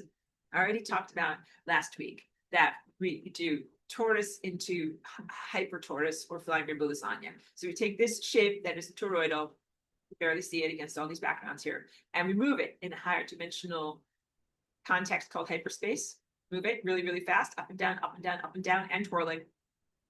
And that's what creates this space, right? So this space is actually the externalization of that internal convergence point in the center that's moving up and down. When it's up, it's infinity of being, doing, experiencing, heat, information, movement, total energy. And when it's in this other position, it is non-being. So when I say is non-being, I should simply say non-being. Non-being, unstuff, no thing, nowhere, non-experience. Non-experience can happen in a lot of different places. Let's draw it for you. You guys are like, I like this. This is good. And I'll get to more of your questions. Sorry, I didn't make the pen exactly the right way. But let's just say non-existence can be this pink blob. Non-existence can be over here. Like that's where you stopped. Non-existence can be here. Non-existence can be here. Non-existence can be here. Non-existence can be here. Where's the right place for non-existence to happen? Like if you're a pink blob, where should you be frozen forever in time? This really matters because now I'm going to do something else. I guess, I don't know, I'll choose like yellow, but I don't know if you can really see yellow very easily. I'll just make it giant. Let's say that this yellow is, these are like higher dimensional time waves. Higher dimensional time waves are rolling through. And when they reach you, like that's going to be like, ow. If you're in the wrong position, these higher dimensional time waves move through you, they reach friction, like an arterial blockage. And then each one of these frozen, stuck places is going to be like, ow, for forever. Ow, for forever. Here is the arrow of ow, pointing into this pink blob of unresolved consciousness for forever. I was making such a face because it's not a very good thing. Like if you just are like, I wave my magic entropy wand and poof, you are now stuck where you presently are in time for forever. You're never going to move again. As higher dimensional time waves start to move through, that person is going to have no volition and no sentience, but would feel infinite amounts of pain. It would actually be non-merciful. This is the definition of the dogma of Christian hell. And Christian hell predates flying rainbow lasagna. And it is a flawed and incomplete dogma or worldview system. Although it can be almost appealing to a person who might have been severely violated to think of their violator frozen in time with, waves of love and light flowing through them, but with them continually like contorted, like, ow, like these waves of love and light, ow, oh, ow, like torturing them for all of eternity. Although that might actually feel therapeutic to the victim survivor experiencer to consider their violator in that posture for eternity, it actually does not serve the time field. It represents another blockage. And the problem with the pooties who are stuck on the membrane of death is they don't just stay stuck there like good pooties. They find a way to escape their enclosure and feed off of others. And same thing with the hexagonal prison at the pole on Saturn. Saturn, first of all, wasn't always such a screwed up planet, just like there wasn't always a pile of rubble between Mars and Jupiter.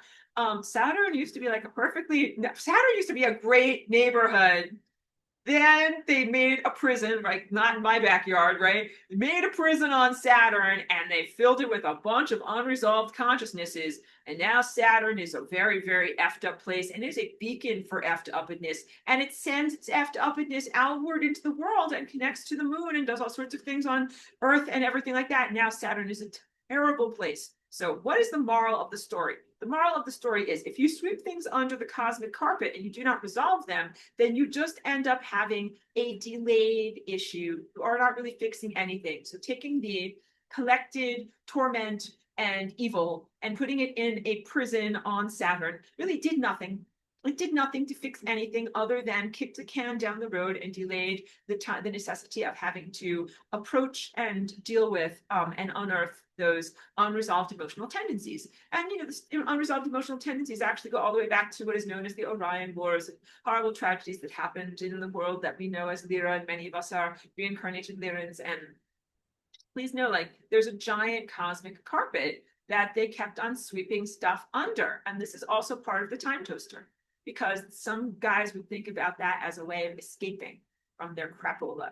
They're like, oh, a giant pile of karmic crapola that needs to be swept under the carpet. I know, press the time toaster. Do it, do it, do it. Oh, and now I'm stuck in time. I don't know where we are. I don't know where I'm going. I'm so crazy and confused. Like, this is literally what they do to themselves.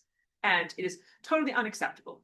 It is not an acceptable justification. It doesn't make them poor, piteous souls. And I hope that you can hear my sarcasm. That they are not deserving of any pity at all. They are 100% deserving of like your wrath and your scorn.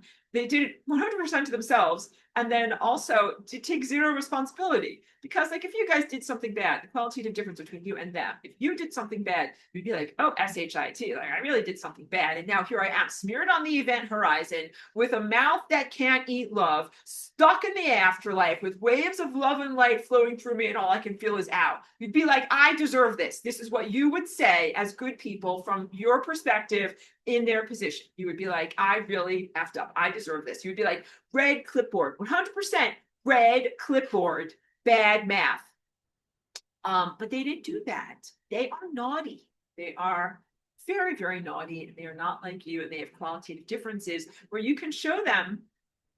Don't make me tap that clipboard. Tap that clipboard, 100% red clipboard. And they're like the sweat hog. They're like, hey, what are you going to do? And then they're like, jump. I'm going to go eat a person. That is what they do. So they have found ways, both through genetic manipulation of the time field, access to your chakras through vulnerabilities, some of which include belief system, but some of which include genetic modifications, and also technological contrivances to be able to access your energy field and steal energy from you. So just creating great boundaries is part of this. I am a huge advocate for creating great boundaries. And what that means is you become unchompable. And I talked about that a lot in my recording from 10 years ago, where I talked about defense against the dark arts and how not to get eaten. And I found like those things worked for me back then. You know what happened? Like, it's just like with my dog, because my dog is great. We went to the vet for a healthy checkup pretty soon, a couple of days ago. And the doctor was funny because she's there for cardiac stuff, which is serious stuff. But he kind of came bursting in through the door. He was like, oh my God, I have to show this to you. And I was like, what? It's like, she's got fleas. So she had a mild case of fleas, but other than that, her heart is great. But what happens with the fleas is that they get immune. Like, you give your dog like the flea collar, and then the fleas level up, and they're like, we're laughing at your flea collar. Flea collar does nothing. And then you have to figure out what is the next thing and what's the next thing. So we had to level up in Chiqui's flea defenses because the fleas were laughing at her flea collar. But this is the issue of the immunity of consciousness to the different resolutions and solutions that you bring forward, and becoming immune or inured to the various responses. So some of my various responses in the past had to do with largely defensive maneuvers. That would be considered creating strong boundaries in your energy field so that you become unchoppable. You know, create a strong feeling of love in your heart. Don't allow them to access you, all those types of things. It's fighting pretty much a defensive war, and it's not enough.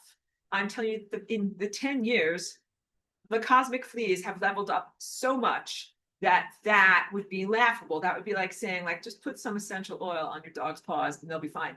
No, they will not be fine. You will all be miserable if you do that. You need real flea medicine for real. Because you can't just be like, in this day right now with the technology that has been deployed, you can't just be like, I'm just going to hold the feeling of love in my heart and that's going to be enough. That is like putting essential oils on your dog and thinking that that's enough of a flea protection.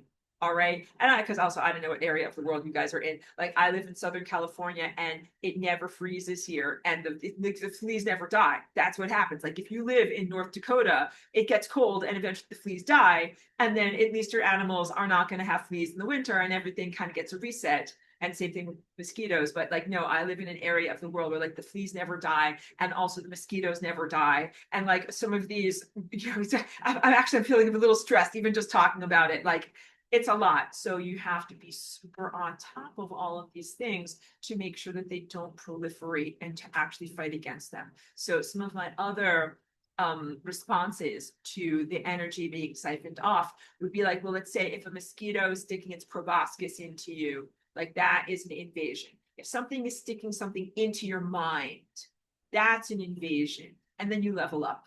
And you're definitely allowed to do something and encouraged to do something if something is sticking its proboscis into your mind. I'll even go further. Let's say that you can see it coming. You're like, well, the proboscis isn't in my mind, but it's coming. It's coming. Something is going to stick itself into my mind. You're not obliged. You don't have to wait till you actually have the mosquito drawing blood on you before you start to swat it or do something about it. You can get rid of it before it gets to you. So that would be like if you're in your yard, you have a mosquito zapper or something like that that prevents them from getting to you. You're allowed to do that. So this is important stuff because you have a whole ecosystem of things that are attacking and attempting to steal your energy that are coordinated from the original residual consciousnesses who are on the membrane of death, the putis, to the secret societies that they have created and indoctrinated and that they support and elevate in the physical five senses realm. There is a connection between these different levels of disembodied, formerly embodied, posthumous creatures and the physical people who are alive and embodied here doing their willpower and their bidding, and how physical people might be taking your energy for some of these disembodied creatures. Very, very important stuff. So violations and violators who are in the physical sometimes are working for non-physical masters. These artificial proboscis that have been going into people's skins, they get made by physical people. Somebody with arms and legs made these, but they were doing so at the mental behest of a group of non-embodied creatures who thought, you know what I think would be a great idea? If you created a bunch of that you could into people, and then you know what could happen? You could pretty much make a tearing up the fabric of space, time, and reality so that more of this unresolved emotional energy could come into the realm of the five senses. And I haven't spoken about it enough, but there is also a connection in terms of the interdimensional pollution that's going on with the subcutaneous proboscis and CERN, which is another tearing of the fabric of space-time, where like a bunch of very, very ill-informed, stupid, smart, embodied humans got ideas from the time toaster guys. It's like, why don't you build the time toaster guys in their chakras, talking to them and giving them terrible ideas and saying, I think you should build a large hadron collider. You know what? It worked great for us on Mars. I think you guys should do this too. And yeah, I think you should open some dimensional portals and just totally screw with the fabric of space-time. that sounds great. Here's your funding. Please go forward and do this now. Terrible, terrible stuff. So again, you are not obliged to allow mosquitoes to bite you. You can zap them in the yard. So once you start to get to be good about recognizing the things that you have to entropize, you will also get good at entropizing different event structures, like ill-informed, stupid, smart scientists who are going to create a large hadron collider that will destroy the fabric of space-time, thereby sending us all down the cosmic toilet. Yes. And so you will become very empowered to do that. But first, what you should do is, okay, you should get a sense of your own body and your own DNA and the dance of your DNA. And you should get a sense, just like when I'm making my music, I do a thing called deep listening. Put on headphones and I listen to each instrument. And you can literally start practice doing this yourself. I hope that each one of you like has a love or a joy for music. I really do. It brings me through my day. And I use it in so many different like esoteric ways. So find a song that you like. It can be anything. All right. And what I would like for you to do is put on headphones, because you can really focus with each ear when you put on headphones. And then you begin separating out like the sound of the drums, the sound of the guitar, the sound of the voice. I like to work with instrumentals because the voice is usually really far forward in the mix. And it usually is like a lot more emphasis, like you really hear the person singing a lot and then not that much the unique sounds of the instruments. But you try to see how many different instruments you can hear. All right. So try to find something that's going to challenge you, that has a lot of different instruments. Definitely, like if you chose some symphonic music, you would be really challenging your brain a lot, because you're going to hear like violins, and you will also hear flutes, and you will also hear this. And you try to work with hearing these different patterns, okay? Because when I do my music, I put on my headphones, I go into deep listening, and I listen to each instrument, and I try to sense to myself, well, does it need to be louder or more forward in the soundscape? Or does it need to be quieter and kind of recede the soundscape? And do I want to add an effect to it? Do I want to make it more echoey? Do I want to add some other texture to it to make it feel a certain way? And these are things that you can do in your DNA. It's a direct analogy of music editing software and your DNA, except to do your DNA, you're using your willpower, not a series of volume sliders on your screen. You are using your willpower. And you must, in order to do this work, learn to access your willpower and focus it on your DNA. And then you also must learn the musical formalism of what are the patterns? What are the things that are life affirming? What do you want to make louder? What are the things that are not life affirming, and how do you make them softer? And then also in my music equipment, I can delete instruments. I'm like, no cowbell. This song needs 0 cowbell. That is an old joke. I don't know if anybody gets it. And I will delete that instrument. I don't like it. Or whatever. Tuba. This song has 0 tuba in it. I will delete that instrument. How about in your own body? What does this look like? Like maybe in your own body, you want to completely delete an instrument that is for an addiction like alcoholism.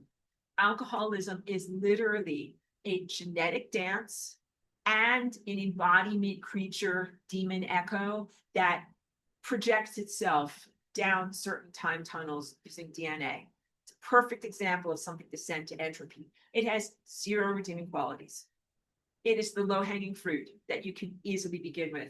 And you begin with that in yourself. All right.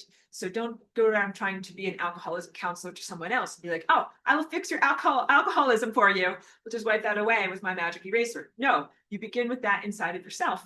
Like if whatever, I mean, like whatever, do you walk past the wine shop and kind of like longingly look in there and, or feel something inside of you that makes you want to go inside and drink bottles and bottles of wine?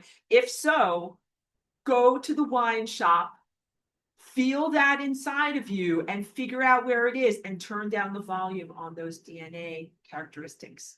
And then you know you're successful when you walk past the wine shop and you look at it and you're like, I have zero interest or desire for spending my money in there. That seems like a total irrelevancy. Whatever is your thing, whatever is it, sometimes it might be alcoholism as an addiction, or it might be something else that is an addictive quality. So it might be more difficult, like if it's something like an addiction to sugar, it might be harder because that's not necessarily, that comes from a bunch of different places. Like sometimes you have low blood sugar because you need a cookie. All right, then I want you to know that. I'm not judging you, because sometimes I come in from a walk with my dog and I'm like, I need a cookie now. But sometimes if you're like, I'm having a bad day or I just had a bad phone call or whatever, like I need sugar, sometimes that is addiction behavior. So it's not as simple with something like sugar. That's why you get into quagmires. When you start to do this, do things that are really, really clear, low-hanging fruit. Got another one for you. CANCER. I have to spell it out because sometimes my things on YouTube have been taken down for medical misinformation. But that is something that is totally no redeeming value, low-hanging fruit. There is absolutely zero quality to those DNA structures that create that particular tumorous structure in people's bodies. Zero. You want zero of that inside of your music. They're so easy. Delete, delete, delete. You do not want those characteristics in you. So what would that look like? It would look like sending those qualities to entropy. If there's a movement in your DNA that creates that information, you stop that movement. You're like, don't you dance that into being. Stop dancing that. Stop it now. Be still. Just like I talked about a bell that is reverberating and sending outward signals, what you would do is you would stop the bell from actually reverberating and ringing outward. You would dampen it. And that is also a part of when you're playing a musical instrument. Like when you play a guitar, sometimes you dampen some of the strings, you're not playing everything. And also with the piano, that's what some of the pedals at the bottom do. You press on the pedals when you're like, time to dampen that sound and not have it be so loud. You dampen these things with your willpower, also with your belief system. Please know that almost everything that's in our environment right now is a trigger for CANCER, meaning believe in it more and think it can happen to you. It's really, really difficult. And that was even before the subcutaneous cupcakery that's been happening in our world that really has been causing some like self-rising flower to happen. I'm telling you, it is very, very sad. Please don't think of it as your own story, as your own narrative. And so that's a big thing. Because the disease is largely a representative of the epigenetic behavior of a person. If you have potentials, it doesn't mean that those potentials are going to be lived or animated into existence. So something can exist as a potential that is not activated or manifest due to your willpower. So some of it is rejecting storylines, rejecting narratives, and then also some of it is choices that you make. Just like if you make a choice not to stand in the middle of the road, you will not get run over. Make a choice to stand in the middle of the road, you will get run over. Some of the food drinkery that you ingest will give you the CANCER, some of it will. And some things that you can take will help to prevent the CANCER. And so then you don't stand in the middle of the road and avoid certain things and then gravitate towards certain things. So some of it is your belief system, but some of it is things that are directly within your five senses control of your body. Just gonna give you.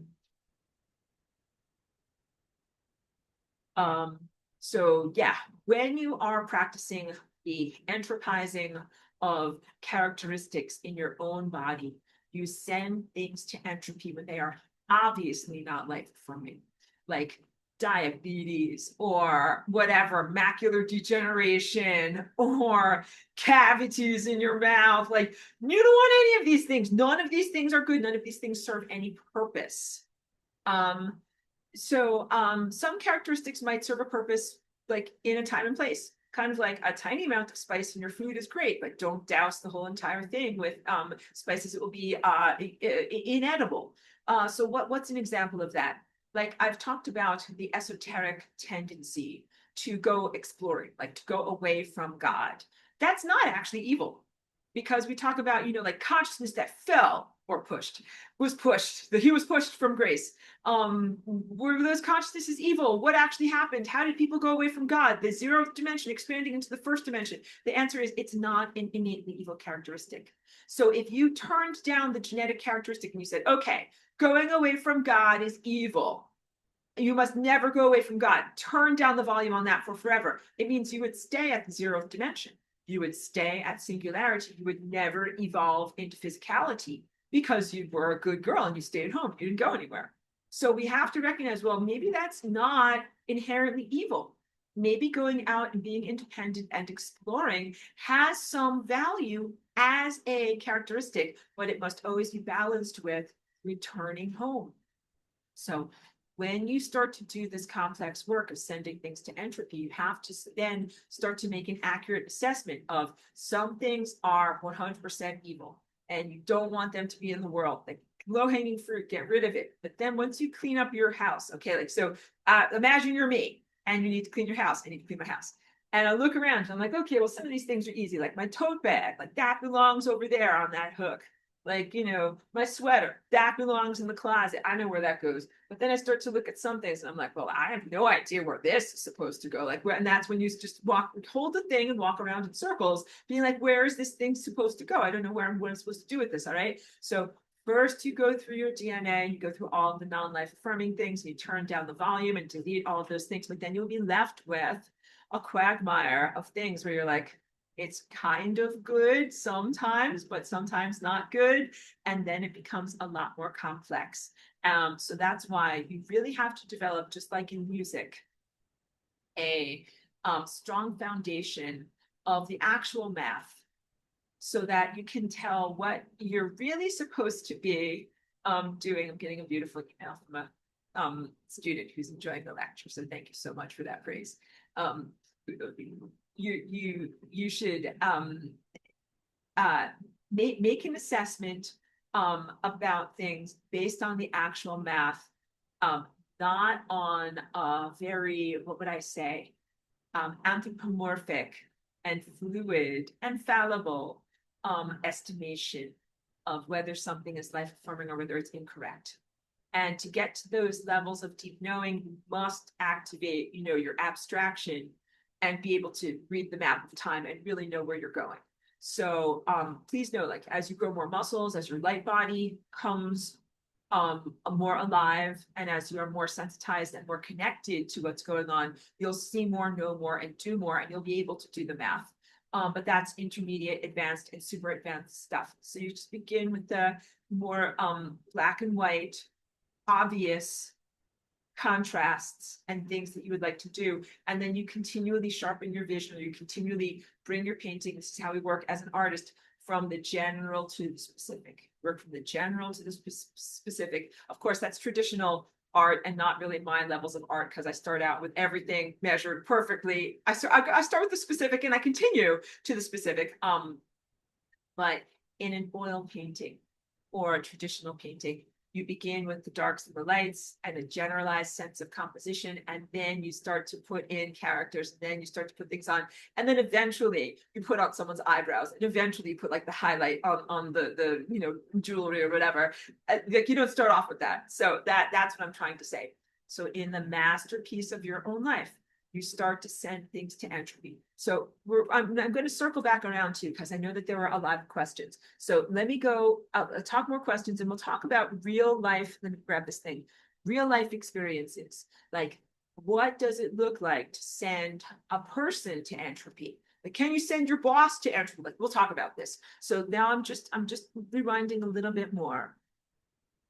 Okay. All right, so I got that question about the eating of energy.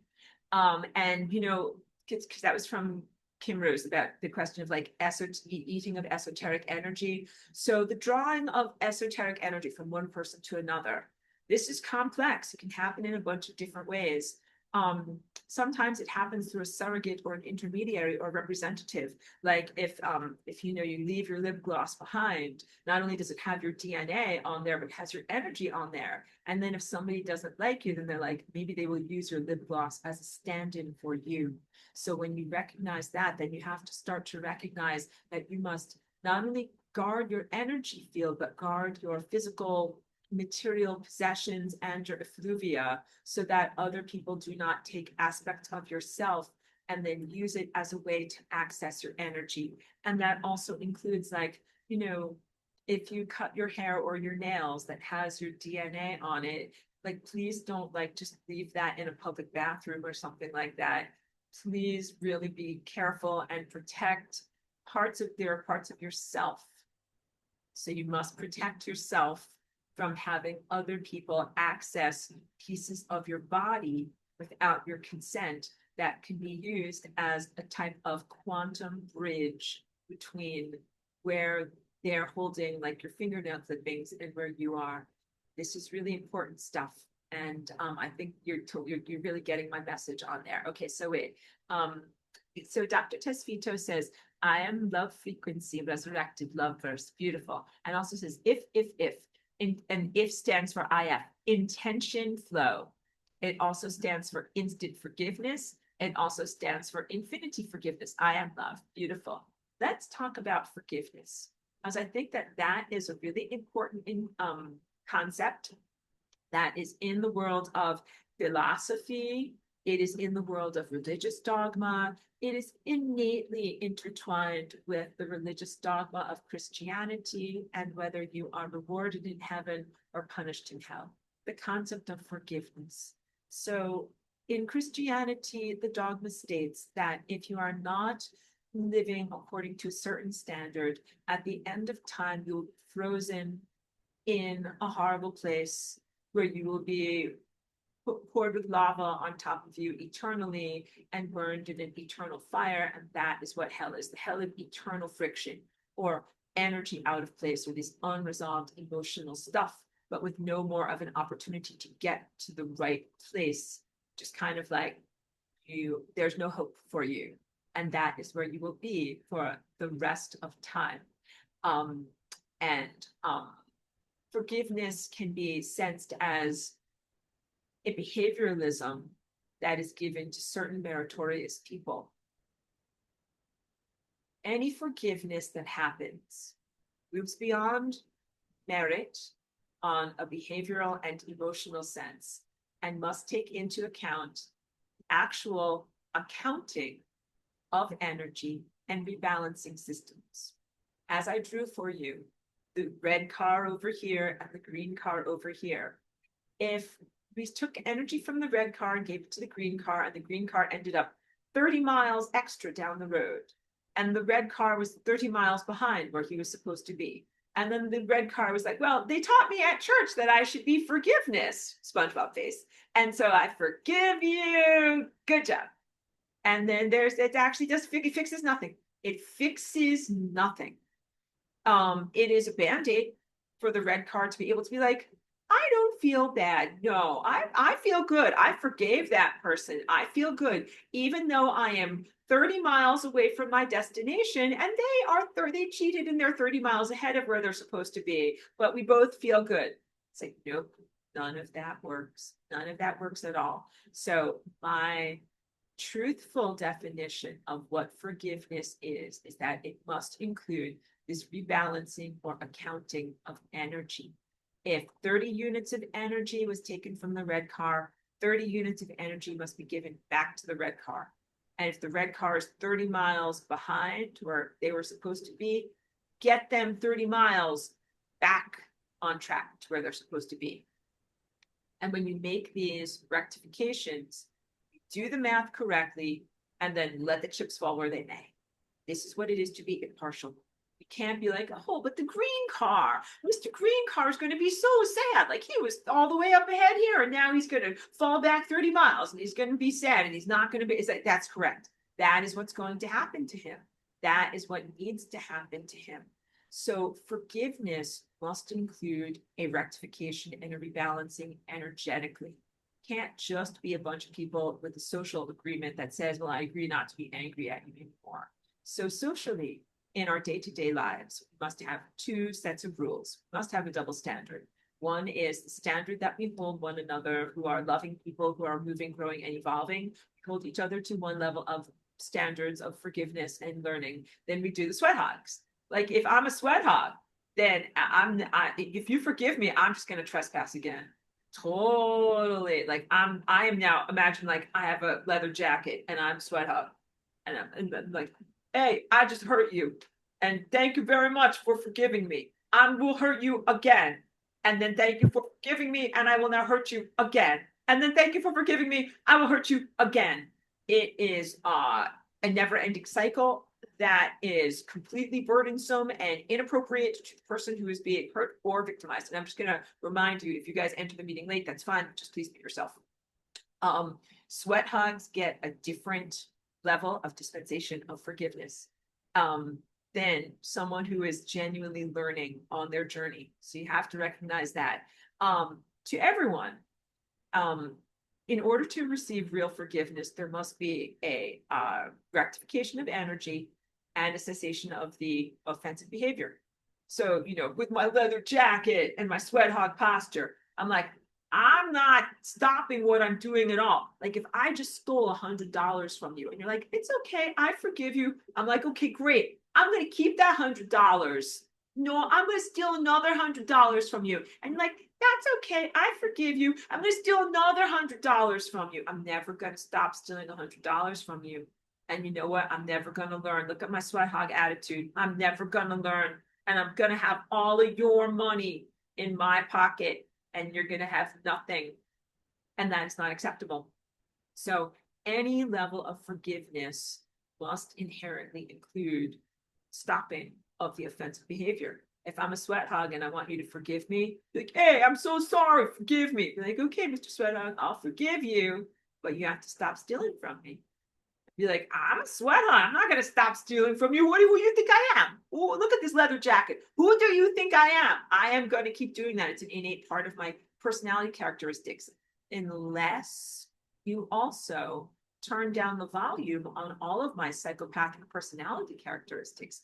If you do that and turn down the volume on all of the characteristics that make me a violator, who is dishonest and who wants to steal from others, you know, that would be a different situation, because then you would receive your $100 back. Their characteristics would change and they would no longer do these things they've been doing. That is genuine forgiveness. And so let's say now a different characteristic, different context, a person who's genuinely trying to learn. Me, like say like I accidentally stole $100 from you. I don't know how that can happen, but I accidentally stole $100 from you. And then you were like, hey, Roy, like you stole $100 from me. I'd be like, what? So sorry, this is your money. You're supposed to have this. Well, I will first of all give it back to you. I don't know how this happened. It ended up in my wallet, but this is clearly yours. There's your name written all over it. Please take your money back. And no, I will never do that again. I'm going to make sure that I'm going to do a better accounting on my financial stuff so that I don't steal from other people, because I'm a good person and I'm learning. That's the essence of forgiveness. So, you know, because when we think about the great life of Jesus and the teachings about forgive us our trespasses as we forgive those who trespass against us, those are the rules for people who are actual people with souls who are trying to learn, not for horrible, demonic, or possessed people who are sweat hogs who have no intention of learning. It's two different characteristics and two different sets of rules that go for these two different sets of people. So at some point, we will live in a world where we are 100% without psychopathology. And then you will just have one set of rules for people who are genuinely in school to learn. And you will have a completely different world. And that's what it is like, or was like, in ancient concurrent Atlantis, where of course, sometimes we had moderate friction or a person made a mistake. And then you'd be like, oh my God, like, I'm so sorry I made that mistake.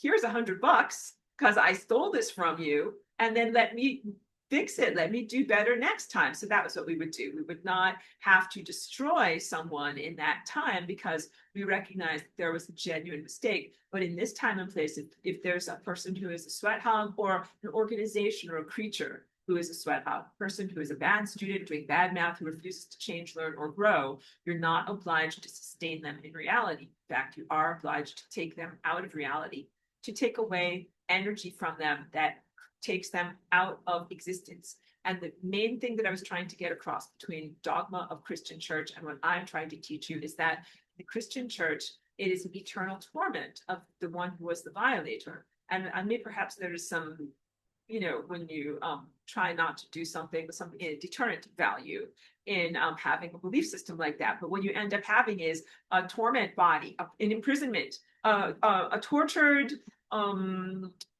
tumor of pain in reality for forever. And that's not very nice for the time field, which is alive.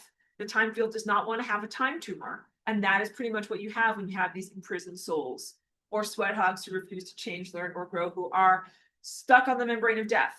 And we all have an opportunity in this moment of being alive and having chakras to clear the membranes of death and to clear out the lower astral and to not have these hungry ghosts there. You begin with yourself and your own biology and your own family and the people that you're connected to in your community and in your life. And then it evolves and grows from there. And you have your own curated level of like muscle building where you learn how to do this little by little. So you will learn how to resolve like your own tendencies or addictions. Then you will learn how to do it in other people. You will learn how to resolve ghosts and echoes of consciousness that are in different places. Like I've done all of these things. I've learned how to do all of these things because I had to. It's definitely like quite an adventure, like you can see from my face. Like I have a lot of stories I can tell you. Mostly I would tell them at a retreat or something like that. They're not illegal, but just like they're kind of personal. Yeah, ghosts I have dissolved by Aurora. But yeah, sometimes you have to do these things. But there will come a time when we will have a much cleared out level of reality without all of these consciousness fragments and unresolved emotional residues. And then you'll have a much clearer university where you can really learn. So pretty much just know, like for most of recorded human history and most of your own time being alive, you haven't had real experience of learning. You've just had this very miasma unclear level that has been making it very, very difficult for you to learn and grow. Chica's okay over here. We're going to give her some food and medicine very, very soon. So wait, but a beautiful sharing about forgiveness. So just to reiterate, any forgiveness has to include a genuine change of behavior, rectifying whatever was taken or rebalancing the scales, and then not doing the same thing in the future. Kimbrough says, how about the job I drag my ass to every weekday? All right, let's talk about it. She says, a lot of my energy goes there. Since I consent, therefore I cannot send it to Entropy and free myself. Okay, well, I would say it's hard for me to know without knowing the exact particulars of your job. There probably is not, it's not a clear sense of total low-hanging fruit.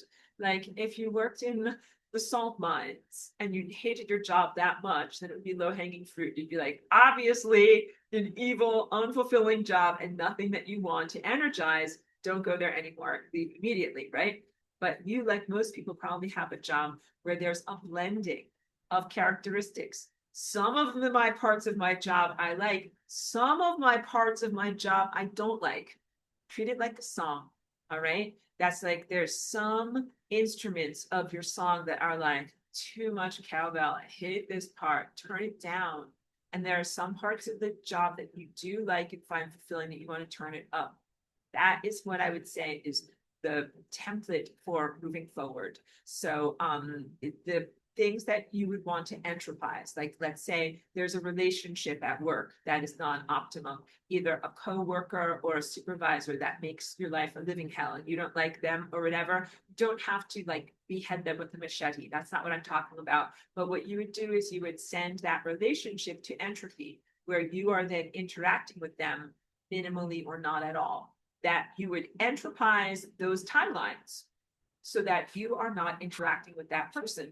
And then you are interacting with someone else. But of course, if that's like, the main relationship at your job that you might end up no longer having a relationship, no longer having a partnership, having to go in a completely different direction. And if you did, then what you would do is you would entropize the entire edifice of working at this mediocre and unfulfilling job and energize an entirely different edifice that has to do with something that you love and are much more in alignment with and believe in.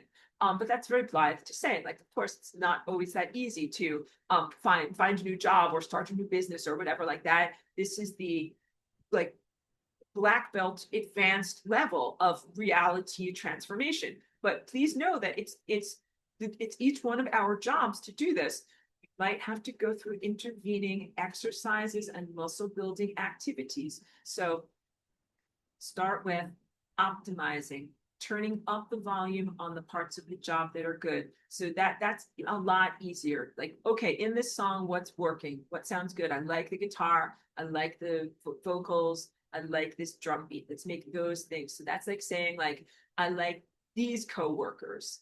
Let's schedule more projects and more meetings with those coworkers. All right. Or I like working for this client. Or I like this particular level of responsibility that I have to do or task that I have to do. Also, you can say at your job, like, turn up the volume on the part where, like, I earn my money, like earning my check. That part feels good. Or so maybe there are some aspects of work that don't feel good. Maybe it's the commute. Everybody hates the commute. I want to turn down the volume on the 2-hour commute that it takes for me to actually get to my office. That is when you start to get more creative to look at, like, can you do telecommute? Can you do other things? Can you do these things? You have to, when you start to really make a list and be powerful in your world, then you start to say, if I turn down the volume on this that is non-optimal, what would that look like? What would that start to look like? Kim Rose also says, you mentioned the proboscis, and it reminds me of the Vril Society situation. We've talked about that too. I think I heard you say that the body you're in was killed by a Vril. Did I hear that correctly? Can you speak about that more? Absolutely, I can. And, you know, it's a trauma, but I am far past it. So I am able to be much more articulate about it now. But that is literally what the original person who was in this body for the first 27 years of life, what the intention from her biological family and the occult societies that they were connected to, that was the intention of what they wanted to do with this body. And so they did the whole process of basically like destroying large portions of the brain where the personality is held, it as a removal of the original person with the intention of them inserting a horrible whatever doppelganger or imposter in their place. And what I am is the uncontrolled variable that came into this body in that experiment from horrible time scientists that they could not predict or control. I am the uncontrolled variable. Yeah, so in that moment, as they were deep frying the brain of this body and preparing it to be demonically possessed by something gross and horrible, I, as Aurora, came into this body and I'm like, nope, you're not going to do that. And I'm going to be in this body instead. And they were like, we don't like that. And you are now our nemesis and we will now fight against you for many, many years. So I said it in a very silly way, but that's pretty much what has happened. So yeah, the proboscis is a high-tech black magic. And at this point, dark magic and high tech, you have to just consider them to be almost completely the same things, just a form of technology, magic is just a form of technology that like you haven't really comprehended yet how it functions. But this is like, you know, the soul stealing or soul yoinkage between lives, the negative time society passing itself down through DNA distortions, and the removal of an alive soul from its body, soul destruction, and the implantation of another consciousness. All of that is highly illegal, terrible stuff. And I didn't speak enough about the CANCER. That is not just a random tumorous disease. That is really an expression of the Anti-Adjustment Bureau.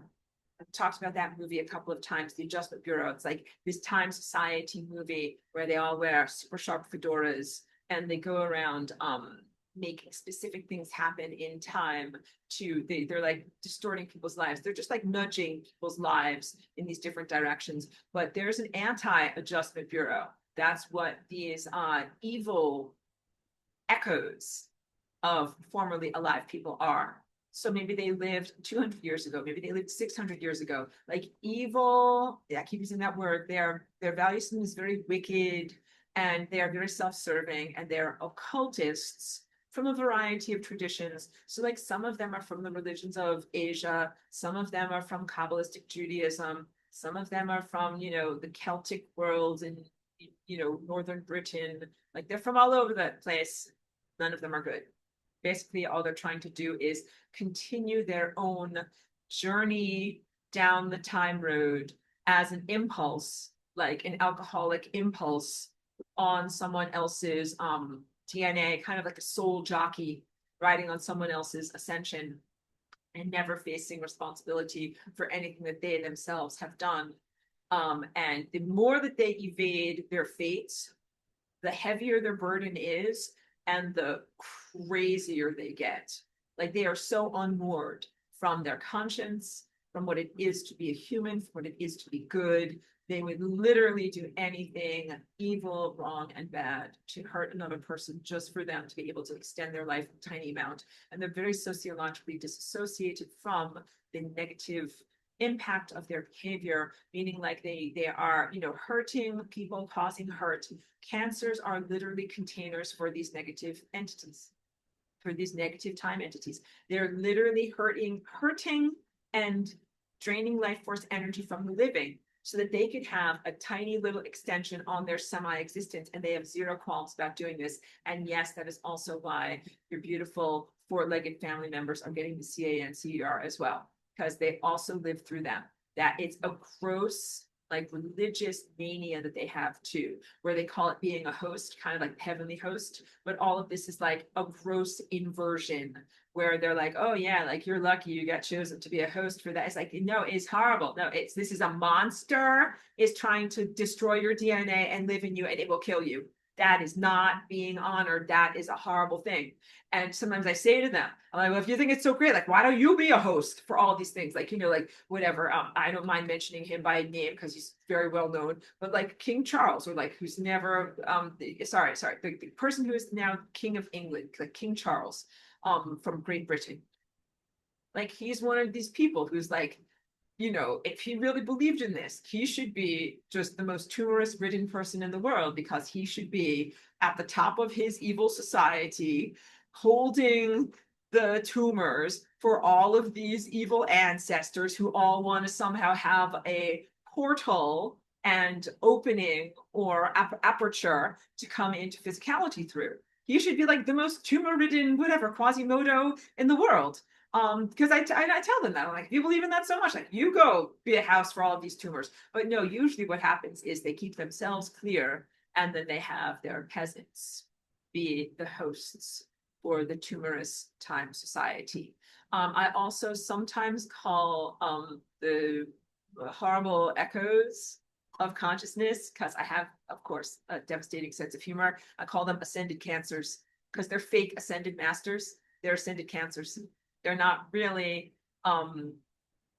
elevated presences, but they feed off of the living, and they're bon vivants. You get it?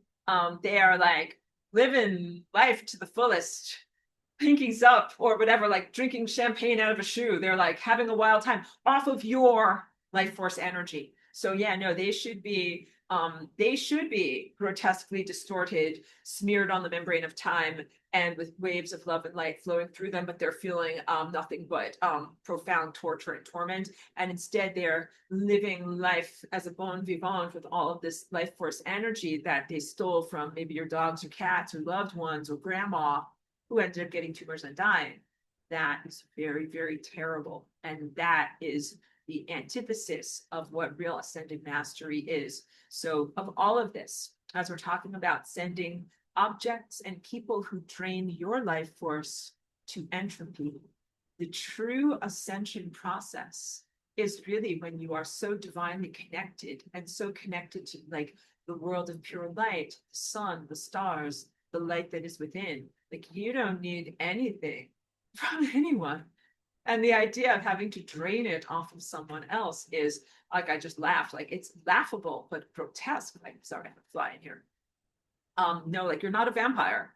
And the idea of having to have regular infusions of blood that you are draining from your victims is horrible and laughable and also ponderous. Like, where are you going to get all these victims from? And because, like, I'm busy flying around the star system, like, you are not, just like I joke about, like, you're not going to be in a clank clank metal spaceship like with toothpaste tubes being like, well, I only have like a certain number of toothpaste tubes full of carrots left, how am I going to stay alive in my metal tin can like I'm Major Tom, flying around in the space up there. Like, no, that is not how we do space travel. And also, we are not like vampires where it's like, okay, vampires kind of like are eternal beings, but like you're going to have a whole farm full of human victims to be like, okay, like I'm getting thirsty, I better drink someone's blood and then I can go, fly around and live for forever. Like, that is not going to work. That is not practical. That is not practical. You cannot do that. You cannot bring your giant farm of human victims with you while you are flying around the cosmic infrastructure. No. So no. To be much more serious, must be divinely connected and find the innate source of nourishment that sustains you beyond the need for an external source in that way. And there's an amazing amount of like thrilling freedom and just pure potential in that. It's wonderful to be that way. So of course, these other lesser creatures are very jealous. They are so jelly. They're like, look at you, real ascended master, and you don't have to eat human victims, and you're not smushed on the membrane of death, and you can go wherever you want, and you're made out of sunlight, and I hate you so much. Like, that's what they're like, really, really. But please know that that's what your goal is. So to be utterly serious, your goal is to reach levels of spiritual attainment where you are self-contained and self-sustained, even while you are positively influencing through your lateral, horizontal movements, others who are around you in community. So you're never like the way that the New Age world is always like, oh yeah, there's a bunch of loving ascended masters and they're up there and they're kind of looking at you like, oh, dear ones, we'd love to help you, but we just can't. But good luck with your ascension and everything. Like, no, we would never do that. So it's like, I might not be able to move your arms and legs for you on the marathon, but I could give you Gatorade. I could give you some comfortable shoes. I could give you some motivational music so that way you can keep going on your marathon. But no, there's definitely things that true ascended masters can do to help one another or to help other organisms. And it is actually one of our value systems to protect the innocent and to help people and to facilitate. This is why I am here instead of just running my own marathon and being like, see you suckers. Good luck on your planetary ascension, suckers. Like, I'm getting out of here. Yeah, no, I did not do that. That's part of my value system to actually help and protect the innocent and help you in your development so that way you can grow up big and tall and so that way you can help others as well. And this is how we sustain the architecture of the cosmos. So it is not just a 100% self-serving or a hyper self-responsible self-containment. It is innate connection to your own generative capacity where you have everything and you have access to infinity and you are infinity, and also you can help others, and it is 100% your prerogative with no obligation. So it's not like, you have like you have to tithe, be like 10% of my energy is going to go to some charity somewhere. It's not like that. Like, you do what you are inwardly prompted to do. You're like, I want to help that person right there, then I help them. Or I'm in this situation and I see, someone over there is drowning, I'm going to help get that person out of the waves.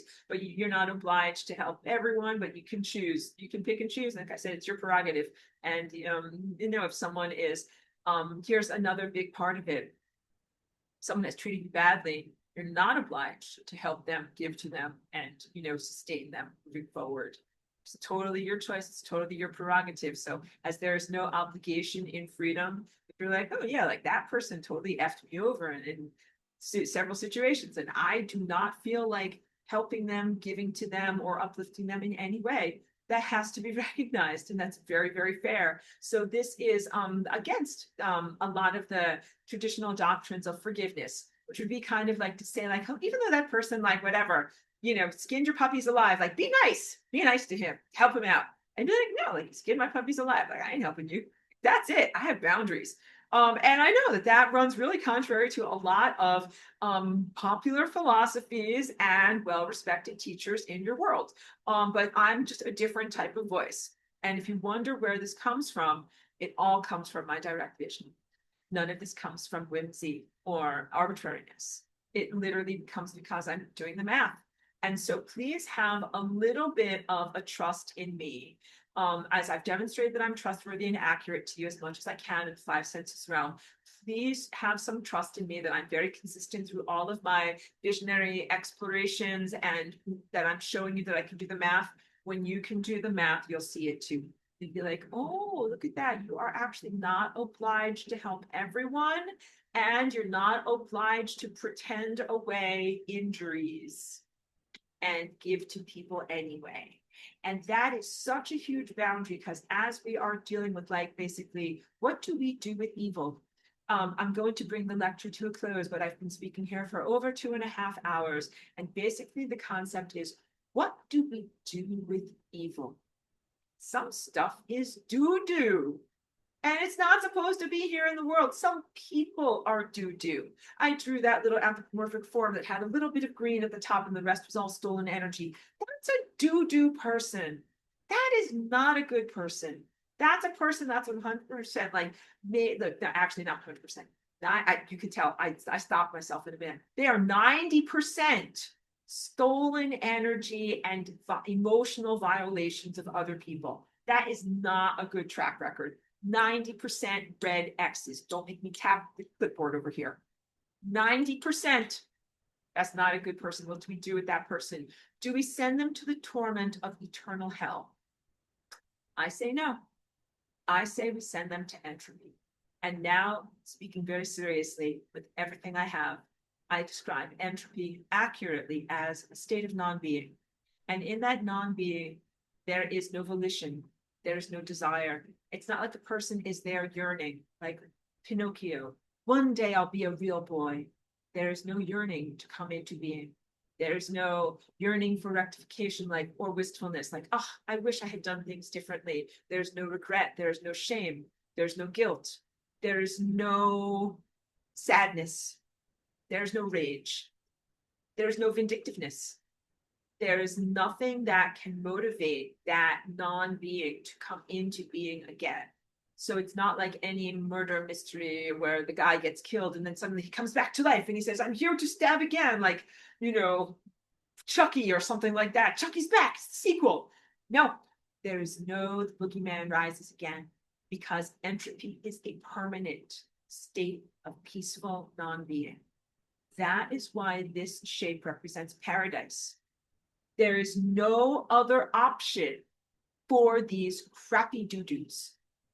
Going to hell means you make a time tumor, and time is not very happy about that option. Sorry, Jesus, but they made a very flawed religion after you that involves making a time tumor, and you do not agree to that.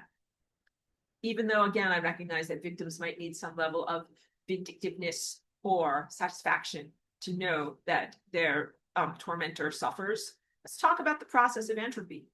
I propose entropy to be a fast and immediate state. But in that fast, immediate state, like, let's say the car is going 30 miles per hour of stolen energy, we're going to jam on the brakes.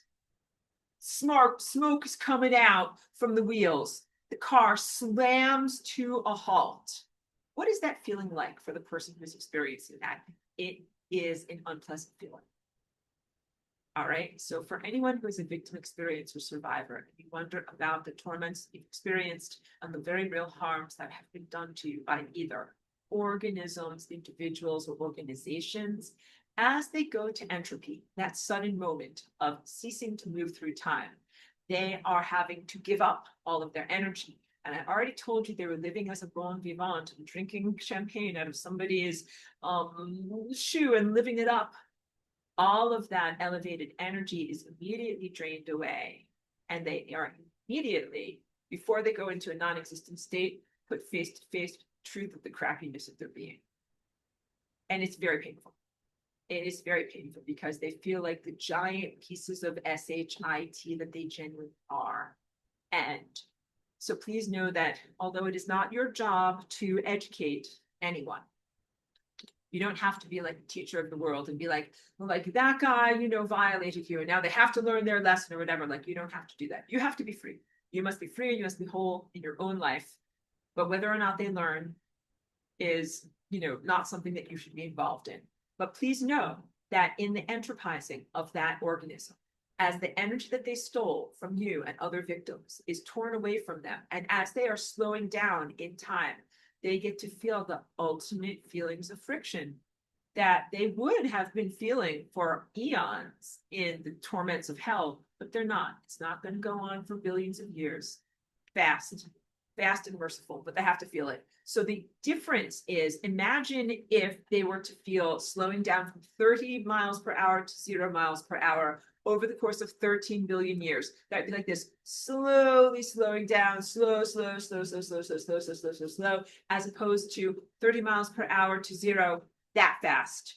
But that is how intense their feeling state changes. They go from a feeling state of feeling elevated and empowered and amazing artificially into feeling like the biggest piece of crapola in the world that fast. And the crapola state is truthfulness. It's who they really are. Clipboard. Who they really are. Taking away all the lies. Basically, the stolen energy is lies that lied to them and told them that they were good people or worthy of being in existence.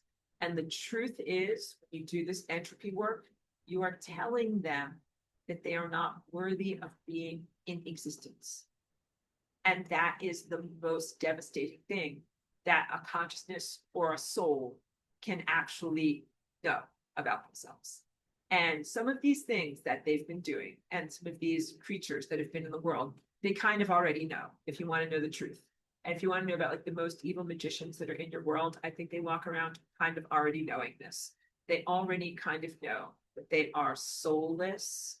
There's no hope for them. They're so disconnected and they have dug such a giant hole for themselves in terms of their, you know, karmic debt and their emotional debts that they have incurred in life. They already kind of know that they are a giant piece of SHIT, but they don't yet have the emotional truth, which is what happens when the emotional energy is taken away from them. And when the emotional energy is taken away from them, it's kind of like people go into super drug withdrawal. Like they have no drugs in their system. Nothing is keeping them artificially high. And then they are very, very uncomfortable, very, very unhappy, in a huge amount of pain. But I propose that you do that fast. Instead of 13 million years going out like this, just do it that fast. Do like huge, giant, precipitous drop, a ton of pain, and then kaput and non-existence. That is what I propose. So I know that that wasn't the most like articulate way of talking about this, because sometimes I kind of joke to myself, like in my own mind. I'm like, yep, like I'm going around, like, you know, there's the Jehovah's Witnesses or whatever. They're going to knock on your door. They're like, have we told you about our Lord today? But I'm going to go around, I'm going to knock on people's door. I'm going to be like, have I told you about entropy today? Like, you need to know about entropy. But I mean, I'm joking, but it is kind of like how we have to talk about it. But I think it's a very positive thing. But to the demons and the demonically inclined, they are intimidated by it because it means an end to everything, an end to their existence, their semi-existence, and their potential for existence. And it's an end to everything that was their empire of crappiness. And also, if you send enough things to entropy, the whole entire Jenga tower falls over because they can't have their empire of crappiness anymore because they don't have their economy of crappiness. Because what I didn't get into in the transference of energy from red car to green car might also sometimes sell that energy to a bunch of other people, or might sell options. Like I will sell options of how much red car energy we can all get off of the red car, like a stock market or something like that. Complex financial products that are created out of this whole iniquity. So please know that that has been going on for millennia, for a very, very long amount of time. That Jenga tower falls when we start effectively sending all of these creatures and consciousnesses to entropy, because they cannot do they're in bankruptcy, basically. They cannot cover any of their debts, but they used to have their debt, much like in the five senses realm, motivating these larger projects for creating and harvesting misery from different places and people. But instead, the entire economy falls because everybody is so indebted that no one can get energy from anyone else. And when they're very indebted, you know what happens? They all feel the truth of their crappiness and recognize how evil they all are. And then in that truthfulness, that is like the moment when like the drug addicted person or the alcoholic like doesn't take any drugs, and they kind of see the truth of their life and everything that they've done wrong and everything that they've hurt. Of course, like, you know, there's enormous regret. The only option left is entropy. That is going into a state of non-existence, kind of like, just to make me go extinct. Get me out of here. I don't want to exist anymore. And that is the only rational choice or option that is left for them. So in my experiences, the only difficulty has been some of them are taking a very long time to comprehend and go to entropy. It should be fast. It should be like, entropy, done. That's it. But sometimes they poop around for a very long amount of time. So just try to do it nice and fast and clean. It is merciful. It is the best thing. It's a community service that you can possibly do for the entire world.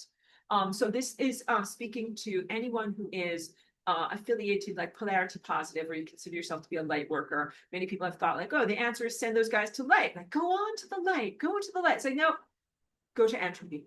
And also, not everything goes to entropy. Certain characteristics go to entropy. So in that guy, that's a blob, but maybe a little bit of green. The parts that are green might still be viable, but you can't have a whole person built upon 10% of green energy. So that 10% might have some ability to evolve or go somewhere, but the 90% of what they are is a distortion and cannot be. So that what would happen is everything would go to entropy, and that 10% you would consider it getting, it would get recycled, or it would go to where it is supposed to go. And that's the essence of lasagna. Holding the fabric of space-time so that that 10% of energy is folded to where it is supposed to be and rejoins the optimum timeline of that person if they hadn't made their lives a totally screwed up nightmare. All right, very good. Let's just get through the rest of these questions. I can tell all of your brains are liquefying, but you're doing really, really great. All right, Kimber says, we got your job question. Also says, we got that one. And Joyce, Joyce, let's celebrate. Joyce says, a month and 6 days off the cigarettes. You are awesome. Very, very huge celebration there. That is a tough one, a very, very tough addiction. So you're doing amazing. Please keep going with that. You have my respect and my encouragement. And literally, Joyce, every day I recognize this. You are making choices to turn down the volume on tobacco. Just turn down the volume on cigarette addiction. Turn down the volume. And sometimes the song might start to come up and you're like, what is that stupid song? Turn it down. I do not want that. And I will also report to you that the longer that you have the volume down on the tobacco addiction, then the easier it gets. And then there will come a time when it's like 5 or 10 years later, and you'll smell some tobacco, like from someone walking by on the sidewalk or whatever. And you'll be like, what is that terrible smell? You'll be like, well, I think I'm going to throw up. And you'll be like, oh, like, that's tobacco. Like it will be antithetical to you. You just have to get past that song that was at a certain point comfortable or familiar in some way. And then at a certain point, your body will reject it and recognize it as being not comfortable and familiar. So doing really great. Dr. Tisvito says, all energy is communication, is consciousness. I'm pure awareness of I exist. No past, no future, only here and now. God, I am love, self, unconditional love. I am no form or body or thing. I am nothing. I am no thing. I am pure awareness frequency with no drama or story. Very interesting. Okay. And Kim Rose says, I am an options trader and I make money trading on companies such as Palantir and Tesla. Okay, go on. Says, what are your thoughts on profiting at all from these corporations? What if I give the profits to a local business startup I want to support? No difficult ethical quagmire there. The math would say that I would encourage you to find companies that are more in alignment with life affirming values to be able to do your investments in those companies, and then to be able to have zero qualms. Because I will tell you so this is a little bit away from the concept of entropy, but more on the concept of energy. Energy such as money, wealth, and abundance. Oh, you're so welcome, Michael. Absolutely. And always thank you for your beautiful respect. Because I think you're going to go out into your sun gazing. So go dance with your mind in the sun. Sorry, lost my train of thought a little bit. With money flows into buckets that don't have holes in them. All right, truly. So, Kim Rose, what you're saying is you would like to attract money to you, but I am sensing that you have some holes in your bucket, and the holes in your bucket is your energy field around you, and the holes are your qualms that make you feel like I don't really feel that good about these companies that I'm getting my money from. The money doesn't want to come and live with you because you have holes in your bucket. And the money comes to live with you when your bucket is secure or when you have no holes. And that's when you're like, my shoulders are back and my posture is good. And I'm like, I feel so great about the way I earn my money. Money come to me. So some money will come to you if you have holes in your bucket, but then it will flow away from you. And it will flow away in interesting ways, sometimes intentionally, sometimes unintentionally, because the holes in the bucket are areas that are kind of like outside of your energetic control, and it's not positive and good. So I would really say, especially from this year, June 21st, moving forward, we all have to be in integrity. As much as possible, have to be in integrity. So Kim Rose, I would say a couple of things that you shared with us here in class today tell me like, it just might be time for you to take a reassessment of your life about whether you're in integrity in your business dealings, in your 9 to 5, in your money earning. And if not, that is okay. It just means that you have to change your drawing. You have to erase the things that are not correct and then draw things in a better way. And so I think that is a positive place to be in, because you have a pencil with an eraser. So and it doesn't have to be done instantaneously either. We are all evolving. So being in integrity doesn't necessarily mean like I that's it. I'm throwing my life in the garbage and I'm starting from scratch now. Like, no, that is very radical, and that's not what I'm saying. Because I'm always very big about reno, not demo. Renovate, not demolition. So like I taught this, changing the house of reality. If you're changing the house of reality and you just demolish your whole entire house, then you have nothing to live in. And it takes you 5 years to build a new house. But if you renovate, then you're like, okay, we are renovating this room. I can't use this room for right now, but I can still live in the rest of the house. So renovate your life. So just do an actual assessment of your integrity. All of us, we can all do this, about like how you feel. Are you doing the things that are really important to you on your life's mission? When you wake up in the morning, do you feel excited about your activities? Do you feel like you're aligned with your purpose? And are you doing things that are healthy and life-affirming for your body and sustainable for your body? And if not on any of those questions, then it is time to start to plant the seeds now to change your life and move in a better direction.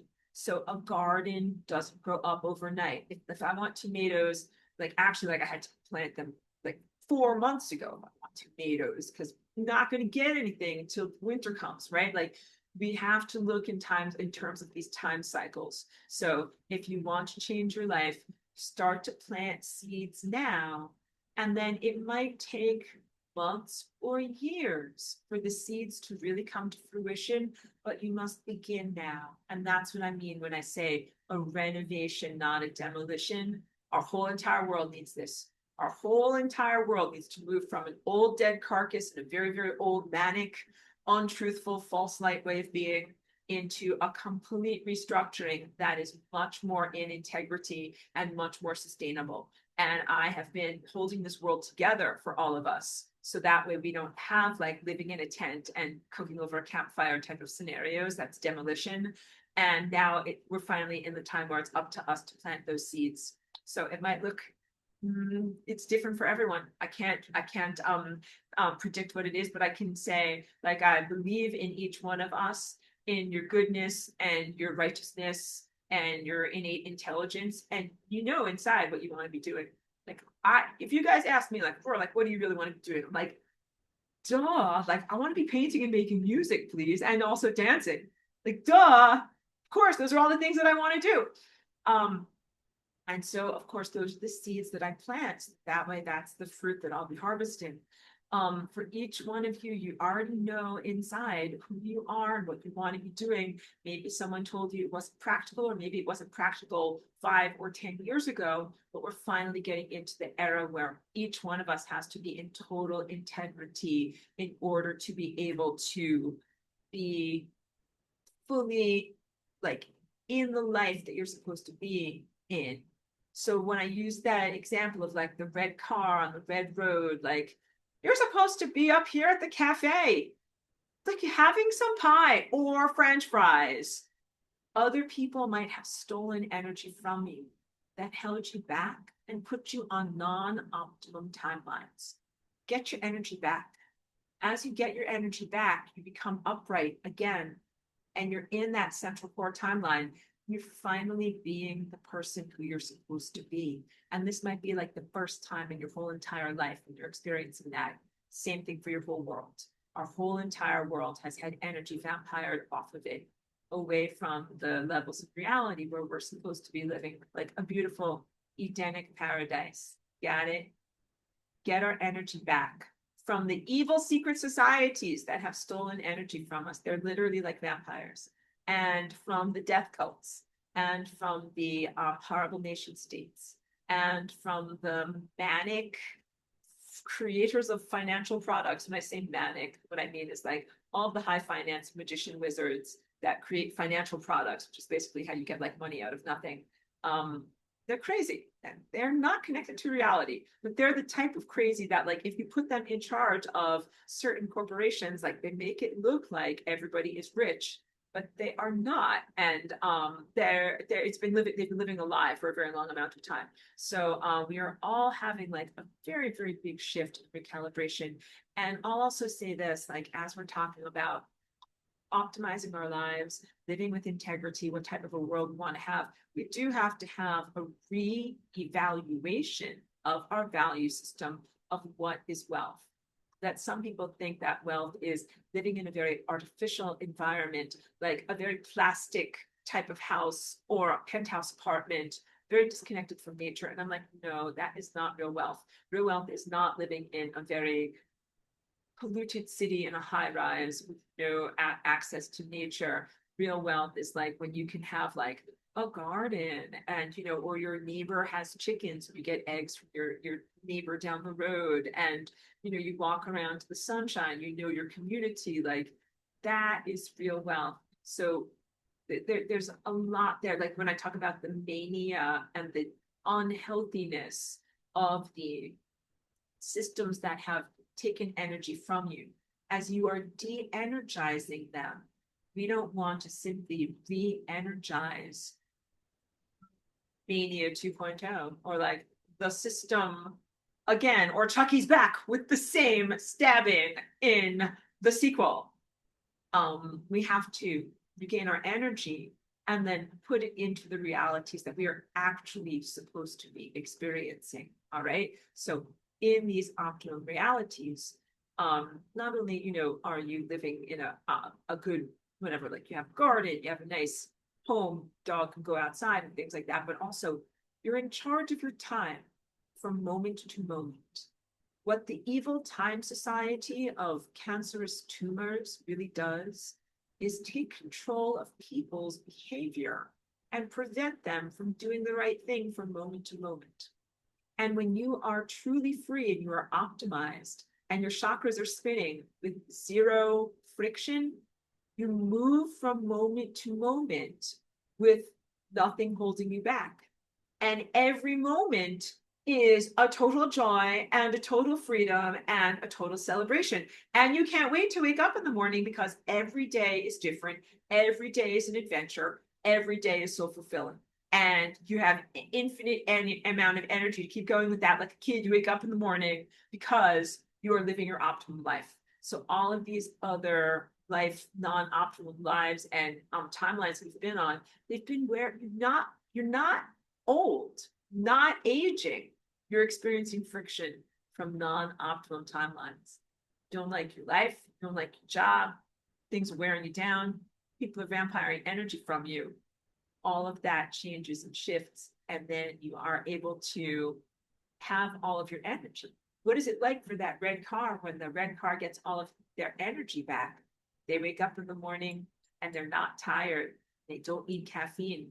They don't have bags under their eyes. And they wake up and they have like healthy poops in the toilet and can't wait to eat food and, go out and be athletic and be creative and do new things and go places like go to a new restaurant, meet new people, start a new business. Like they're excited and optimized. Sorry if I said like pooping in the toilet, but really like this whole world is constipated and there is something wrong with that. Everybody needs to like have better emotional and digestive health. I am telling you, it's the truth. And you know why some of that is? Because everybody has to get up in the morning, get to their car super fast, and stay stuck in traffic for several hours while they're driving to their jobs. That's why they can't take time to do what they need to do for their bodies in the morning before they get in their car and go to their jobs. It's a very, very big deal. Actually is deep stuff. All right. So over here, Kimber says, I'm working on the renovation using my Merkaba skills. We're doing very good. And keep on using the Merkaba. And Brenda B says, love this honest and direct lesson and abundance of gratitude, Professor. Thank you. You're very welcome, Brenda. Thank you for being such a great student. Thank you to each one of you for being such wonderful students. Now it is time for you to like throw your books and pencils in the air and be like, my brain is tired. I'm going to go do something fun. So please go do something fun. That can include art, music, dancing, walking with your dog, or something that does not involve too much heavy intellectual lifting. All right. So let things settle in. Think about entropy. Very beautiful. Thank you for the beautiful good wishes. Love to you too, Joyce. Please, everybody, keep going in positive directions in your life. I truly mean it. Like in this class, when I give these expressions to you, you're the best of the best. Like I'm very, very glad that you guys are part of my class, that you have found my work, that you're connecting to me. You know what Flying Rainbow Lasagna is. You're a very small select group of humanity. There are many, many sweat hogs and many, many bad math students and unrecalcitrant evil people, and you're not them. You are the good ones. So thank you so much for coming here, for being a part of my class, for making efforts to learn. And I want to send you really like true recognition and true encouragement to keep going. It's been a very, very difficult slog through huge, huge injustices. And I won't give you like some kind of a false cotton candy hope for the future, but very, very real, grounded and connected to reality, hope for the future in renovating our world. We're going to make a very beautiful world here. So thank you. Thank you for your efforts. You guys, you're doing a good job. Thank you.